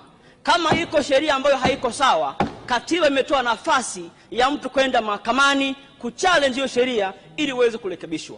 Iko mifano mingi. Mwaka 2004 bunge hili lilitunga sheria ambayo haikuwa nzuri, sheria ya takrima. Wanaharakati walienda mahakamani, sheria hii ikaondolewa. Nataka nitoe wito, huwezi kufanya reform ya sheria kwa kufanya maandamano mtaani Kariakoo. Huwezi kufanya reform ya sheria kwa kuhamasisha watu wasiende kupiga kura. Asante. Kingine ya pili bungeni. Baada ya napongeza na kushukuru. Asante, naunga mkono hoja. Asante sana. Asante Mheshimiwa Nahodha, Mheshimiwa Mzava, Mheshimiwa Kunambi. Mheshimiwa Naibu Spika, kwanza naipongeza wizara kwa kuchukua hatua mbalimbali za kuimarisha utendaji wa idara ya mahakama. Pili, napenda kusema kwamba idara ya mahakama imeendelea kuchukua hatua mbalimbali za kuimarisha mifumo ya tehama na kutumia mahakama zinazotembea ili kuimarisha ufanisi na utendaji wa kesi, hasa kwa kutumia mikutano ya kimtandao, yani video conferencing. Mheshimiwa Naibu Spika, hapana shaka matumizi haya ya teknolojia ya kisasa katika kuendesha kesi yamesaidia sana katika kupunguza gharama za uendeshaji na usafiri, hasa kwa mahakimu na washtakiwa mbalimbali. Mheshimiwa Naibu Spika, hata hivyo, kwa maoni yangu, dhamira hii ya kutumia mifumo ya kisasa ya teknolojia katika kuongeza ufanisi na kupunguza gharama za uendeshaji wa kesi inakwenda kinyume na dhamira ya kuongeza magari pamoja na matumizi makubwa ya kisasa. Katika busara ya kawaida, unapokuwa na mifumo ya kisasa ya uendeshaji, matumizi ya magari yanataka kupungua, kwa sababu kila magari yanapoongezeka na gharama zinazidi kuongezeka pamoja na ununuzi wa vipuri. Lakini hoja ya pili ambayo nadhani ni vizuri nikaisemea kwamba nafikiri idara ya mahakama ina haja ya kuangalia upya uamuzi wa kutaka kuanzisha karakana maalum ya kutengeneza magari.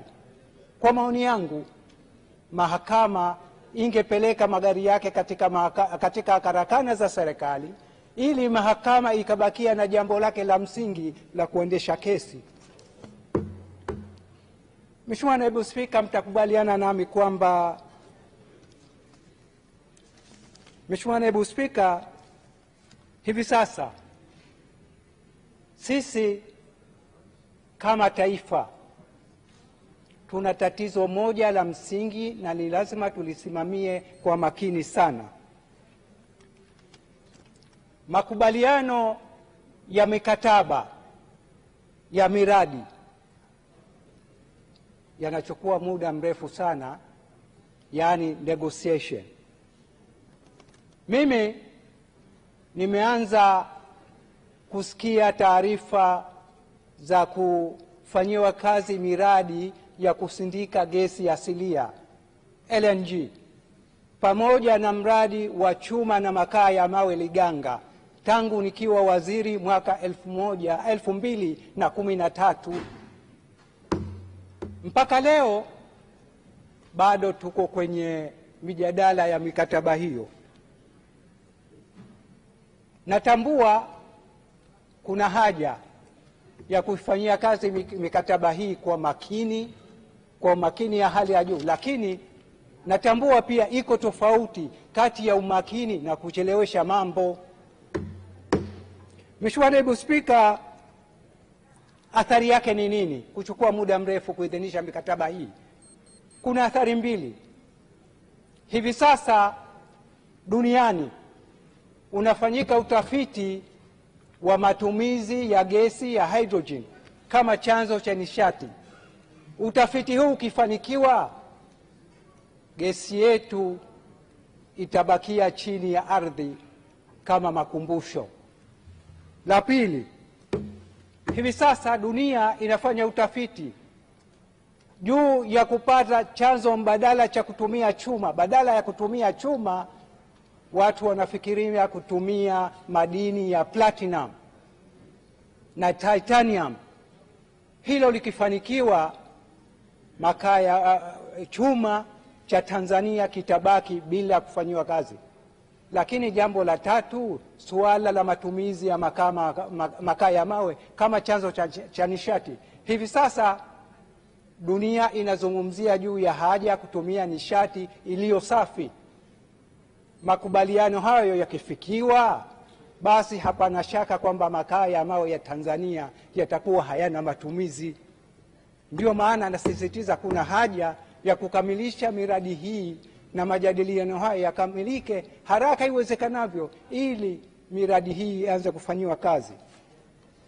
Mheshimiwa Naibu Spika, kwa mnasaba huo naiomba sana ofisi ya mwanasheria mkuu wa serikali kuwapeleka vijana wake wanasheria nje ili wapatiwe mafunzo ya vitendo katika masuala ya majadiliano na maridhiano ya mikataba. Na hapa sizungumzii shahada.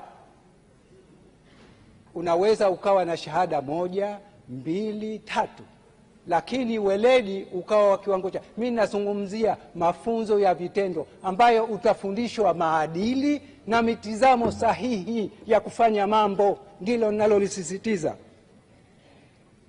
Mheshimiwa Naibu Spika, mtakubaliana nami kwamba ofisi ya mwanasheria mkuu wa serikali inapaswa kuimarisha kitengo chake cha usuluhishi wa migogoro kati ya wekezaji na serikali. Tumekuwa tukipoteza hapa kesi nyingi sana, tunashtakiwa, serikali inapoteza. Hatuwezi kuendelea hivi kwa sababu serikali inapoteza fedha nyingi sana, na ndiyo maana napendekeza kuna haja ya kuimarisha utendaji pamoja na mafunzo ya vijana wetu ili wawe na weledi na umahiri wa kufanya kazi zao. Baada ya kusema hayo, naomba kuunga mkono hoja. Nakushukuru sana Mheshimiwa Naibu Spika. Asante. Mheshimiwa Timothy Mzava, jiandae. Mheshimiwa Kunambi, jiandae. Dr. Kimei. Mheshimiwa Naibu Spika, nakushukuru. Nami niungane na wenzangu waliotangulia kumpongeza Mheshimiwa Waziri wa Katiba na Sheria kwa hotuba nzuri ya bajeti ambayo kwa kweli imebeba maono, imebeba mafanikio, lakini imeeleza hali halisi na hatua tuliopiga kama taifa kwenye upande wa sekta hizi muhimu. Mheshimiwa Naibu Spika, mimi na mchango kwenye maeneo machache kama 4. Kama muda utaruhusu, nitakuwa na mchango kwenye maeneo 4. Eneo la kwanza, Mheshimiwa Naibu Spika, Nitumie nafasi hii kumpongeza sana Mheshimiwa Rais wa Jamhuri ya Muungano wa Tanzania kwa kazi kubwa na nzuri anayofanya kwenye nchi yetu kwenye sekta zote. Kwenye eneo linalohusiana na hotuba na hoja iliyoko mbele yetu leo, Mheshimiwa Naibu Spika amesema vizuri sana Mheshimiwa Swale. Kwa kweli kama kuna jambo limekuja kuwakomboa Watanzania haswa wa vijijini ambao walilazimika kutafuta fedha nyingi kupata mawakili, lakini kutembea umbali mrefu kupata huduma za kisheria, ni kampeni ya Mama Samia Legal Aid Campaign. Jambo hili Mheshimiwa Naibu Spika ni jambo kubwa, ni jambo zuri, na kwa kweli Wizara ya Katiba na Sheria mnastahili pongezi kwa jambo hili. Mmemtengenezea Mheshimiwa Rais legacy kubwa sana ya kuacha kwenye taifa letu. Ombi langu na ushauri wangu kwenye eneo hili, Mheshimiwa Naibu Spika, kiu ya msaada wa kisheria ni ya muda mrefu sana, na hatimaye sasa tumeona imeanza kufikiwa. Tunaomba jambo hili liwekewe utaratibu wa kuwa jambo endelevu. Mheshimiwa Naibu Spika, ni vizuri kama nchi tukawaza sasa namna ya kuwa na mfuko maalum kwa ajili ya shughuli za msaada wa kisheria, ili hata kampeni hii ikiisha, sio kampeni hii ni mradi, jambo hili liwe jambo endelevu kwa ajili ya kuwasaidia Watanzania. Mheshimiwa Naibu Spika, jambo la pili ni jambo la Wanakorogwe. Wanakorogwe vijijini tarafa ya Bungu wanatembea kilomita zaidi ya 50 kwenda Korogwe mjini kufata huduma za mahakama. Jambo hili nimelisema muda mrefu. Mheshimiwa Waziri, tunalo jengo la mahakama pale Bungu lakini chakavu halitumiki. Tuliamua hata kutafuta jengo jingine tuwape wenzetu wa mahakama ili angalau kuwe na huduma za kimahakama pale Bungu. Wananchi tembea kilomita 50, Mheshimiwa Mwenyekiti, Mheshimiwa Naibu Spika, kufata viapo, kwenda kusikiliza kesi zao, kupeleka mashauri yao. Jambo hili sio jambo zuri. Ninaiomba sana wizara, Mheshimiwa Waziri, najua wewe ni msikivu, wewe ni mtu mzuri sana, tuwasaidie wananchi wa tarafa ya Bungu wasitembee hatua nyingi kufata huduma za kimahakama. Jambo la tatu, Mheshimiwa Naibu Spika, Mheshimiwa Waziri, natambua kwamba waziri wetu wa Katiba na Sheria ni mwenyekiti wa ile jukwaa la mawaziri wa AU. Najua iko mikataba tumeingia mikubwa ikiwemo ile convention ya kuzuia ukatili wa kijinsia kwa wanawake na watoto. Sijajua tumefikia hatua gani kwenye sisi kama nchi kufuata taratibu zote za msingi tuweze kutekeleza mkataba ule. Lakini kubwa ambayo nataka kulisema leo, Mheshimiwa Waziri, tunao timu ya wataalamu, tunao wanaharakati, tunao asasi za kiraia ambao walianzisha mchakato wa kutengeneza sheria maalum ya kupinga ukatili wa kijinsia kwenye nchi yetu. Walianzisha mchakato na nawashukuru sana, niwapongeze wenzetu wa TANLAP, ndio waliongoza jahazi kwenye kazi hii. Kazi hii ilifanyika vizuri, ilishafika serikalini. Mara mwisho mlisema mko kwenye hatua ya kuangalia kukusanya maoni ili muweze kuifanyia kazi. Ningetamani Mheshimiwa Waziri hapokuja kwenye kuhitimisha hoja utuambie jambo hili limefikia wapi kama nchi kwenye kutengeneza sheria hii. Jambo la 4 na la mwisho, Mheshimiwa Naibu Spika, nataka kuchangia kwa siku ya leo. Mheshimiwa Naibu Spika, Wizara ya Katiba na Sheria ndio custodian wa sheria za nchi. Ndio mna jukumu la kusimamia sera kwenye maeneo haya.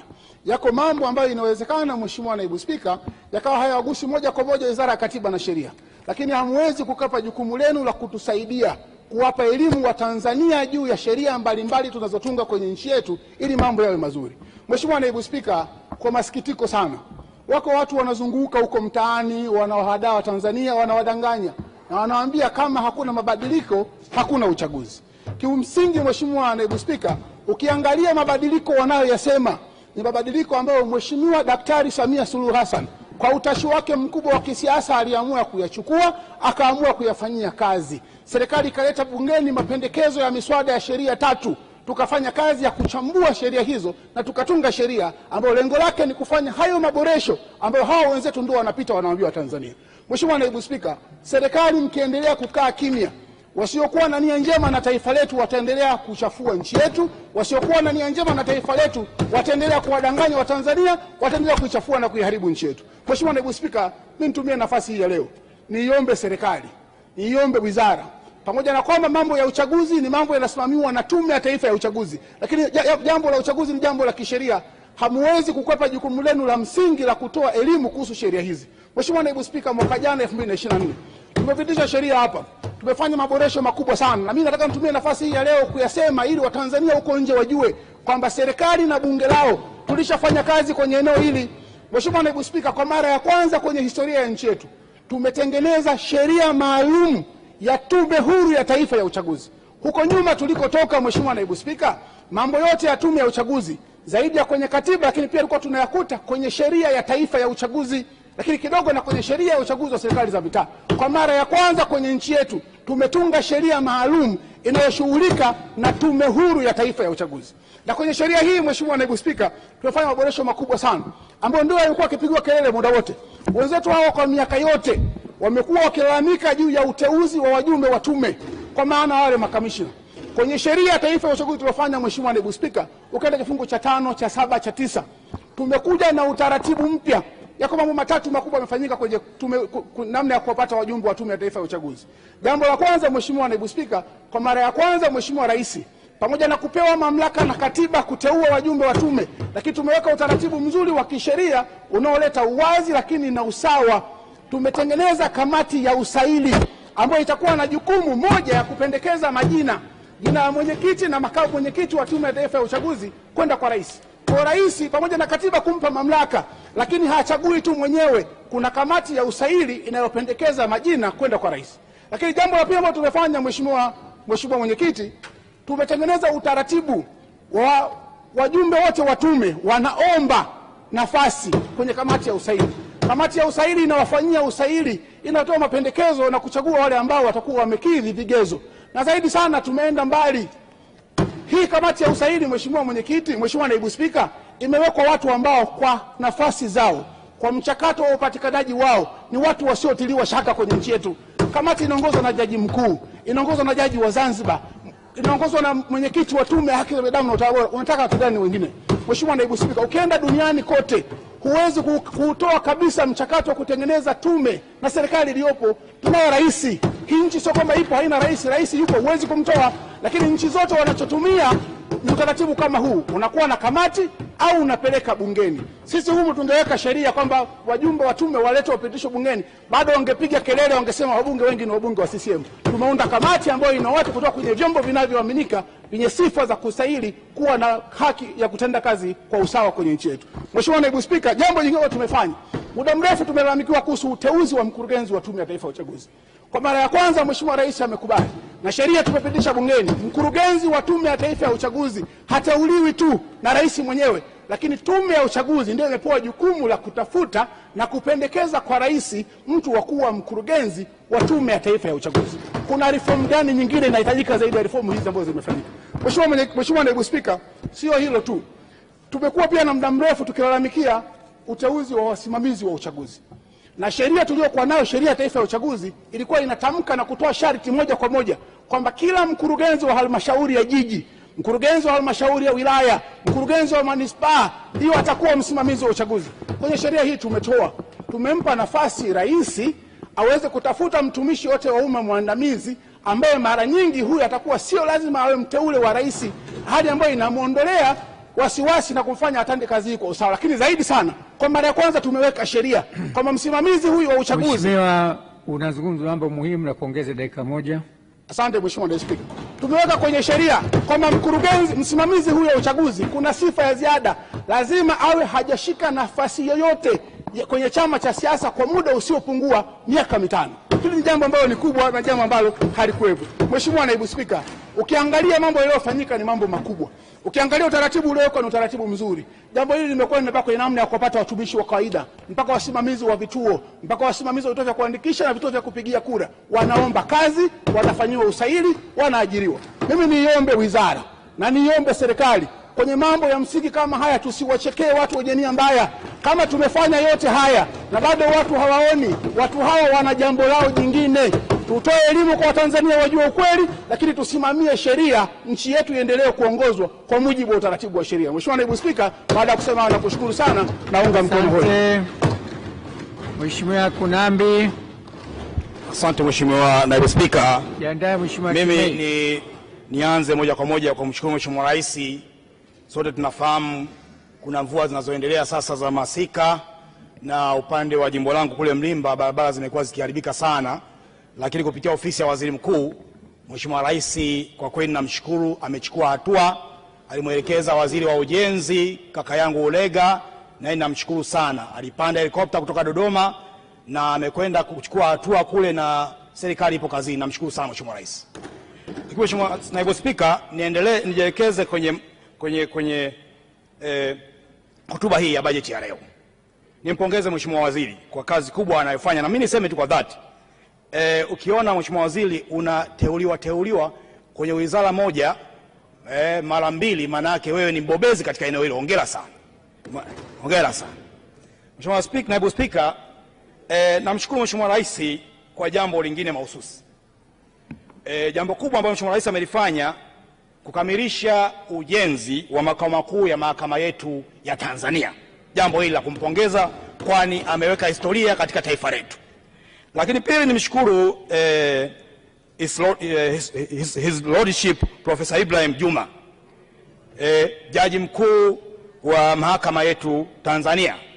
Namshukuru kwa sababu moja, amefanya mageuzi makubwa sana kwenye muhimili huu wa mahakama, na sio tu kuhamisha makao makuu, kusimamia ujenzi wa makao makuu Dodoma, lakini amefanya mageuzi mengi kama vile matumizi ya tehama ambayo zinasaidia katika kuhakikisha kesi zikamilike kwa wakati na Watanzania wanatendewa haki.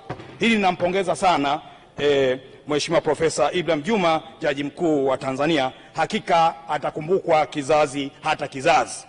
Mheshimiwa Naibu Spika, na hapa ninavyompongeza Mheshimiwa jaji mkuu ni nukuu maneno ya rais wa awamu ya 26 wa Marekani. Yeye alisema neno haya, anaitwa Theodore Roosevelt. Anasema neno haya: people don't care how much you know until they know how much you care. Tunapopewa dhamana za kuhudumia watu, alikuwa na maana hii, tunapopewa dhamana za kuhudumia watu lazima utumize wajibu wako kiasi ya kwamba unajali watu, yani unaacha matokeo, unaacha alama, ili kusudi watu waone wewe kweli ulikuwa unajua katika kutimiza majukumu yako hayo waliopewa. Sasa hili jaji mkuu wetu amefanya, na Theodore Roosevelt anasema maneno haya, na mimi nampongeza sana. Lakini Mheshimiwa Naibu Spika, nijielekeze kwenye eneo hili la kampeni ya msaada wa kisheria wa Mama Samia. Yaani kama kuna jambo ambalo sisi wa Tanzania tuna kila sababu ya kujivunia ni kampeni hii. Wenzangu wamesema, Mheshimiwa Mzava ameeleza hapa, na mimi namuunga mkono kuanzishwa kwa mfuko maalum wa msaada wa kisheria. Kimsingi tunaona jambo hili lina matija kwa Watanzania.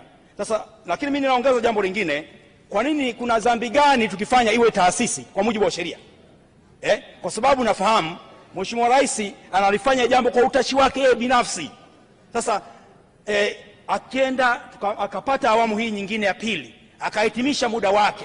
Sasa msaada huu, kampeni hii inakwenda kusimama. Jambo hili lazima kama serikali mchukue hatua. Tuanzishe taasisi kwa mujibu wa sheria ambayo kizazi hata kizazi kitamkumbuka Mheshimiwa Rais kwa ubunifu mkubwa wa kuwasaidia Watanzania. Baada ya kusema Mheshimiwa Mwenyekiti, Mheshimiwa Naibu Spika, nijielekeze eneo lingine la huo msaada huo wa sheria, kuimarisha huduma za kisheria za msingi. Kuimarisha huduma za kisheria za msingi, yani primary legal aid. Nataka kusema nini hapo Mheshimiwa Naibu Spika? Tunafahamu kwamba pamoja na jitihada za serikali katika kutoa msaada wa kisheria, kuna baadhi ya maeneo, kwa mfano magereza. Magereza kule kuna watuhumiwa, magereza kule kuna wafungwa. Na hapa naomba ninukuu, kuna kundi moja la muziki huko nyuma linaitwa Majitu, lilikuwa walimshirikisha Inspector Harun. Wanasema hivi, sio wote wanaokwenda jela wana hatia, wengine wanakwenda kwa kesi za kusingiziwa. Sasa hizi huduma za misaada ya kisheria zikienda kwenye maeneo kama magereza, najua zipo, lakini zikaimarishwa, zikawa funded, yani zikawekewa mpango maalum wa fedha, ili hao paralego pamoja na serikali watengeneze mfumo ambao utafanikisha wafungwa kupata msaada wa kisheria ili waweze kujitetea na wasihukumiwe bila kuwa na hatia. Lakini Mheshimiwa Spika, eneo lingine ni swala la RITA. Tunafahamu kazi kubwa inafanya RITA, kwa maana ya wakala wa usajili, ufilisi na udhamini. Wanafanya kazi nzuri, na leo hii tunaona sasa hivi usajili wa vyeti vya kuzaliwa unafanyika kupitia mtandao. Jambo hili ni jema sana.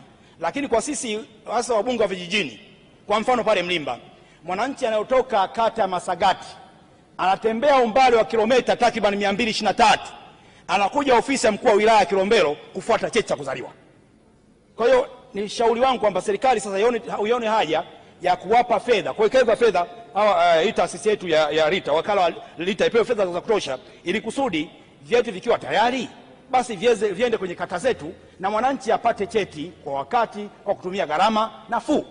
Eneo lingine Mheshimiwa Spika, niende kwenye eneo la mahakama yetu pale ya mwanzo ya Mlimba. Na hii niombe Mheshimiwa Waziri tusaidie. Na nikupongeza Mheshimiwa Waziri na niendelee kumpongeza Mheshimiwa Rais. Jengo lililojengwa pale Mlimba lina hadhi ya kuwa mahakama ya wilaya. Ombi langu. Na limejengwa na wakati huo lilianza na Profesa Mzee wangu Kabudi. Ndio alianzisha ujenzi wa ile mahakama. Jengo lile la kisasa lina uwezo wa kuwa na hadhi ya mahakama ya wilaya. Kwa hiyo nimuombe Mheshimiwa Waziri kupendeza pamoja na kwamba Mlimba ni halmashauri ya wilaya, tunakwenda kutafuta hadhi ya wilaya kamili. Basi mahakama itangulie. Ile mahakama ya mwanzo ya Mlimba pale, sasa hii ipate hadhi ya kuwa wilaya, itoe huduma kwa wananchi wale wa Mlimba. Lakini Mheshimiwa Spika, mwisho nitoe wito na niwakumbushe ndugu zetu wote ambao wamepata heshima kubwa katika taasisi au vyombo vya dola katika utoaji wa haki. Niwape rai moja. Na hapa naomba ninukuu maneno ya Biblia. Wakasome Zaburi ya 90 mstari wa 10. Inasema maneno haya Mheshimiwa Spika, Naibu Spika. Uhai wetu hapa duniani ni miaka 70. Tukiwa wenye nguvu 80. Kiburi chake ni taabu na mateso duniani. Maana yake nini? Duniani tunapita. Ukipewa jukumu la kutoa haki, hebu toa haki vizuri kwa kuzingatia misingi ya sheria Mheshimiwa Naibu Spika. Kwa sababu duniani tunapita, na nimesema mimi na Biblia inasema ukizidi miaka 80 na kuendelea kiburi chake taabu na mateso. Maana yake nini?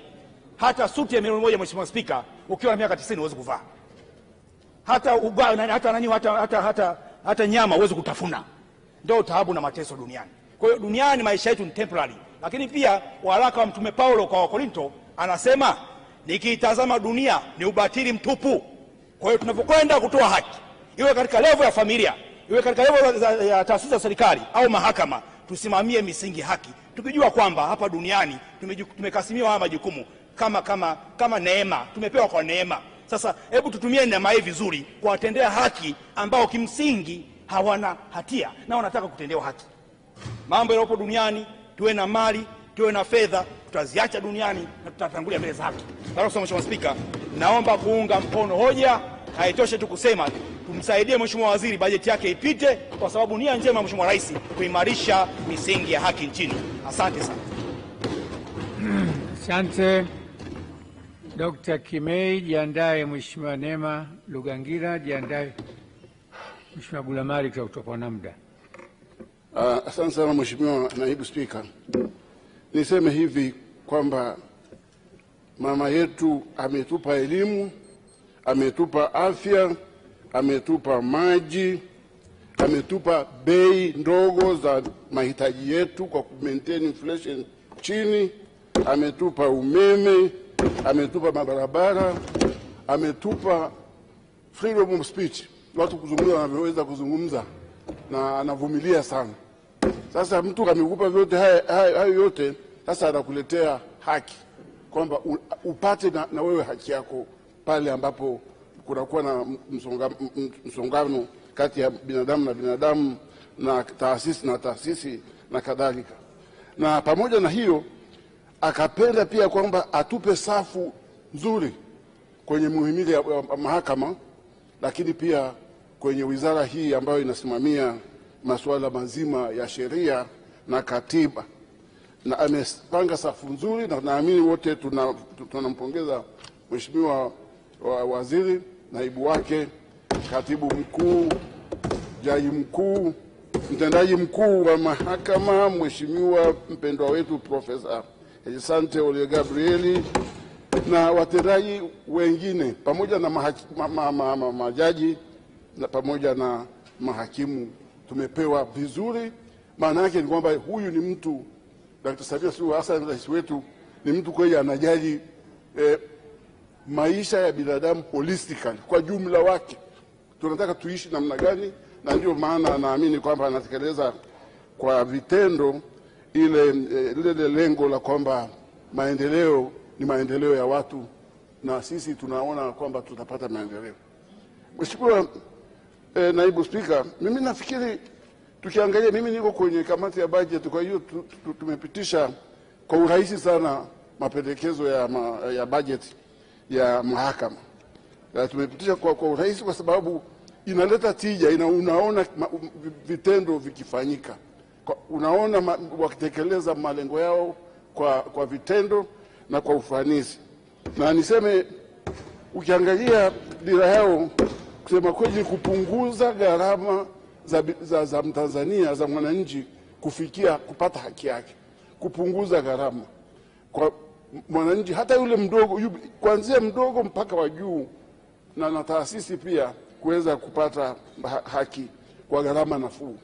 Na hiki kimefanyika zaidi kwa kuingiza mageuzi makubwa kwenye delivery ya justice. Utaona kwamba, na niseme ndio sababu nampongeza sana Mheshimiwa Waziri na hususan mtendaji mkuu, nampongeza sana kwa sababu mageuzi sio kitu kinachokubalika kwa binadamu, hata kiumbe mwingine yote ambaye ana uhai. Tuna resist mageuzi kwa sababu tunataka kukaa kwenye comfort zone. Sasa watu wanakutoa kwenye comfort zone, wewe bado unabaki uko hepe. Lakini utaona kwamba kwenye mahakama kumetokea mageuzi makubwa ambayo kwa namna yote mimi nafikiri kwa sababu majaji wengi ni watu wazeezee kama mimi.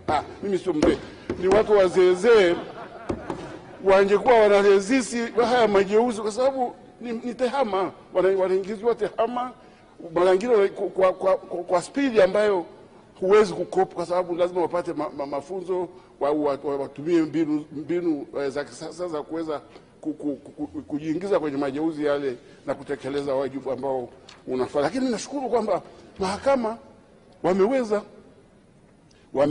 na niseme kwamba kwa namna ile wameweza kupunguza sasa gharama za kutoa haki, jukumu lao hilo, na ni kitu ambacho kusema kweli kinafurahisha sana. Niseme kwamba pamoja na tehama, utaona kwamba mtendaji mkuu wa mahakama ambaye ndiye anafuatilia utekelezaji wa mambo mengine nje tu ya sio pale tu kwenye kutoa haki, ameweza kubadilisha sana miundombinu kama tulivyoonyesha kwenye ripoti yetu. Miundombinu ya mahakama kuanzia mahakama za juu kule juu ameshaweza sana mpaka kwenye wilaya kwa kiasi, lakini sasa bado kidogo kwa sababu maendeleo ni hatua, bado kidogo kwenye mahakama za mwanzo hajaweza kukamilisha dira yake. Lakini kwenye bajeti ya mwaka huu ambayo tumependekeza tupitishe, ameweka fedha za kuendeleza mchakato huu wa kuboresha majengo ya kutolea haki kwenye ngazi zote hizo, pamoja na za wilaya pamoja na za mwanzo. Na mimi niseme hivi kwamba namuomba tujengea ajikarabati mahakama moja ya mwanzo pale kwenye jimbo langu kwenye kata ya Kilema Kati, ambayo haijakamilika, lakini natumaini atakamilisha. Lakini tuna mahakama nyingine kwenye kata ya Mamba Kusini ambayo imekwisha kabisa, pamoja na hizo zingine kwenye kata zingine za Mwika, kata ya Marangu, pamoja na kata za Makuyuni na kule Kirovunjo. Lakini naamini kwamba ile pale Kisambo ina matatizo, inatakiwa iangaliwe kwa jicho, kwa sababu hata hakimu hamna sasa hivi. Kwa hiyo naomba kwamba katika changamoto tuliyoona mojawapo kwenye swala zima la utekelezaji ya majukumu ya mahakama ni upungufu wa watumishi.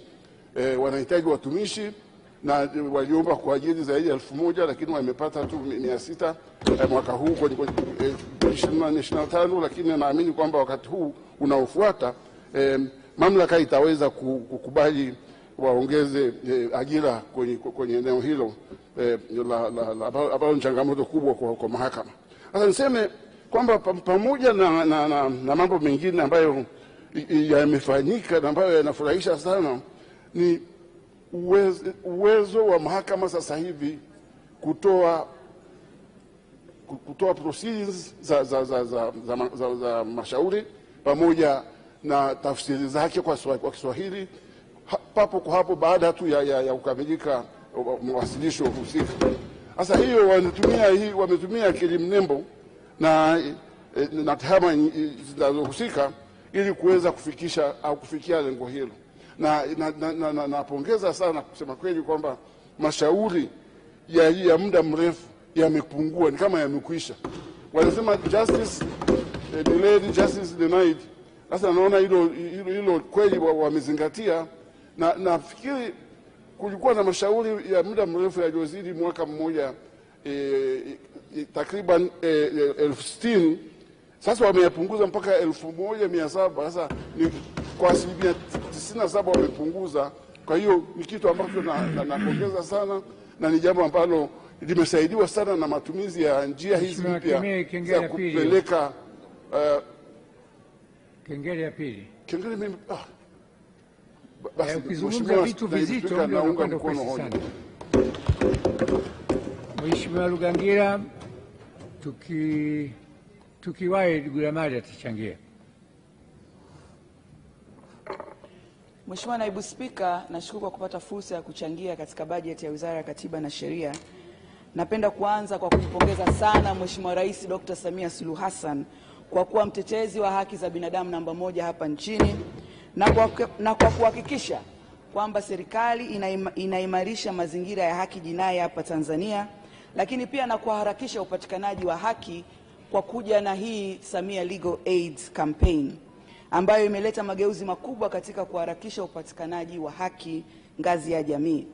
Mheshimiwa Naibu Spika, ili tuweze kufikia maono haya ya Mheshimiwa Rais Dr. Samia Suluhu Hassan katika eneo hili mahususi la haki jinai, mimi napenda kujielekeza katika maeneo mawili yafuatayo.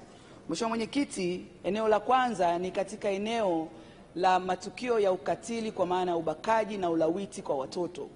Mheshimiwa Naibu Spika, kwa mujibu wa taarifa ya Jukwaa la Haki Jinai mkoani Kagera, kwa masikitiko makubwa ni kwamba mkoa wa Kagera kwa mwaka 2024 umeongoza hapa nchini kwa matukio ya ukatili kwa maana ya ubakaji, ukatili na mauaji.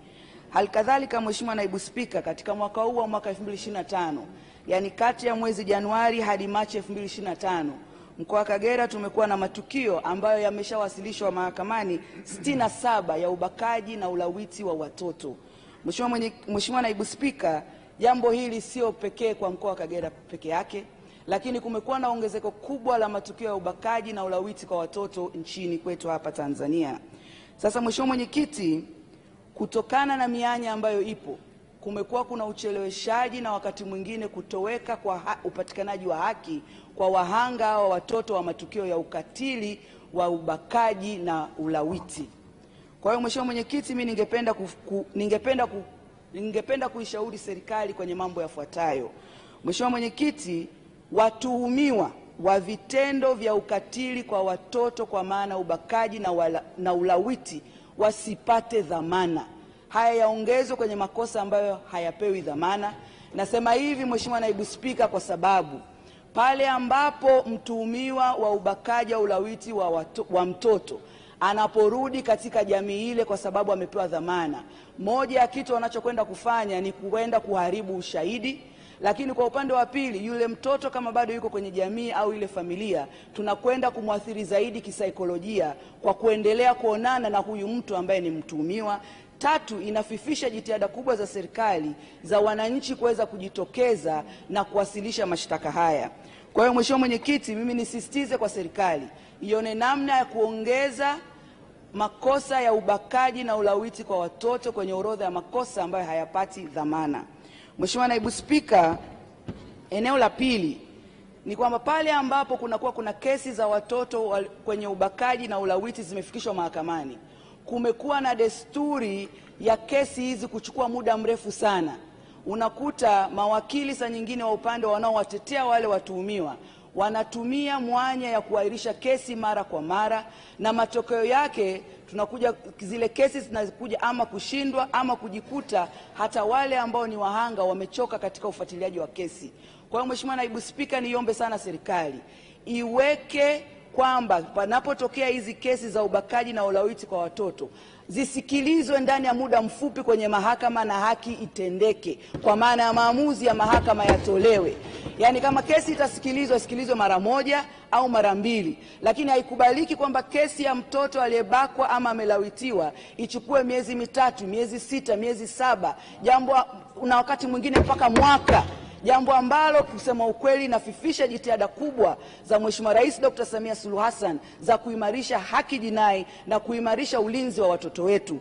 Kwa hiyo mimi, Mheshimiwa Naibu Spika, naomba sana serikali iweke ukomo wa muda ambao unapaswa utumike katika mahakama zote hapa nchini kwenye kesi zinazohusu ubakaji na ulawiti kwa watoto. Mheshimiwa Naibu Spika, eneo langu la pili, ningependa kuchangia katika eneo hili la msaada wa kisheria. Mheshimiwa Naibu Spika, kwanza kabisa napenda kuipongeza sana serikali kwa namna ambavyo inashirikiana na mashirika ambayo sio ya kiserikali, kwa maana ya NGOs, ambao ndio wanafanya kazi kubwa sana katika kutoa msaada wa kisheria ngazi ya kijamii kwa kushirikiana na wasaidizi wa kisheria. Lakini Mheshimiwa Naibu Spika, kama dhamira yetu ni kuhakikisha kwamba haya matokeo makubwa yaliyopatikana na mafanikio makubwa yaliyopatikana na Samia Legal Aid Campaign yawe endelevu, basi Mheshimiwa Naibu Spika, mimi napenda kuishauri serikali kwamba iende itekeleze takwa la kisheria katika maeneo mawili. Mheshimiwa Naibu Spika, sheria inasema kwamba sheria inasema kwamba katika kila kata kuwe kuna wasaidizi wa kisheria, jambo ambalo bado halijatekelezeka. Kwa mimi niombe sana serikali iende katekeleze takwa hili la kisheria. Lakini eneo la pili, Mheshimiwa Naibu Spika, ni kwamba ili Samia Legal Aid Campaign iendelee lazima kuwe kuna rasilimali fedha, na sheria tayari ilishaliona hili, ndio maana ikaelekeza kwamba serikali ianzishe Legal Aid Fund. Mheshimiwa Naibu Spika, kwa unyenyekevu mkubwa niombe sana serikali iende iweke mpango madhubuti wa kuja na Legal Aid Fund ili matokeo haya yaliyopatikana na Samia Legal Aid Campaign yawe ni endelevu. Mheshimiwa Naibu Spika, kwa kuhitimisha, naomba nirejee tena, naiomba sana serikali watuhumiwa wa makosa ya ubakaji na ulawiti kwa watoto wasipate dhamana. Halikadhalika niombe sana serikali muda wa kusikiliza hizi kesi za watoto ambao wamebakwa na kulawitiwa ndani ya mahakama zitengewe muda mfupi, sikilizo ama mara 1 au mara 2, na uamuzi wa mahakama utolewe ili haki ipatikane. Eneo la tatu, Mheshimiwa Naibu Spika, ni kwamba serikali ihakikishe tuna wasaidizi wa kisheria kama ambavyo sheria inaelekeza. Na kwa kuhitimisha, Mheshimiwa Naibu Spika, serikali ihakikishe inaanzisha Legal Aid Fund ili haya matokeo chanya makubwa tuliyopata kupitia Samia Legal Aid Campaign yaweze kuwa endelevu. Mheshimiwa Naibu Spika, baada ya kusema hayo, nashukuru sana kwa fursa hii na naunga mkono hoja. Asante.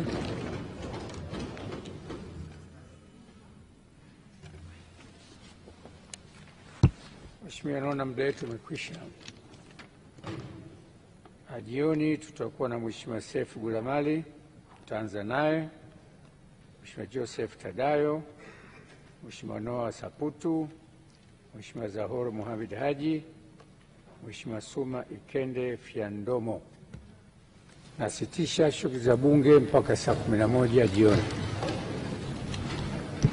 Naam, majadiliano kuhusiana na makadirio ya mapato na matumizi ya Wizara ya Katiba na Sheria kwa mwaka wa fedha 2025-2026 yataendelea majira ya saa 11 za jioni. Kumbuka tu kwamba Waziri wa Katiba na Sheria Dr. Damas Ndumbaro ameliomba bunge kuidhinisha zaidi ya shilingi bilioni 687 kwa ajili ya matumizi ya kawaida na miradi ya maendeleo kwa wizara hiyo na taasisi zilizo chini ya wizara hiyo kwa mwaka wa fedha 2025-2026.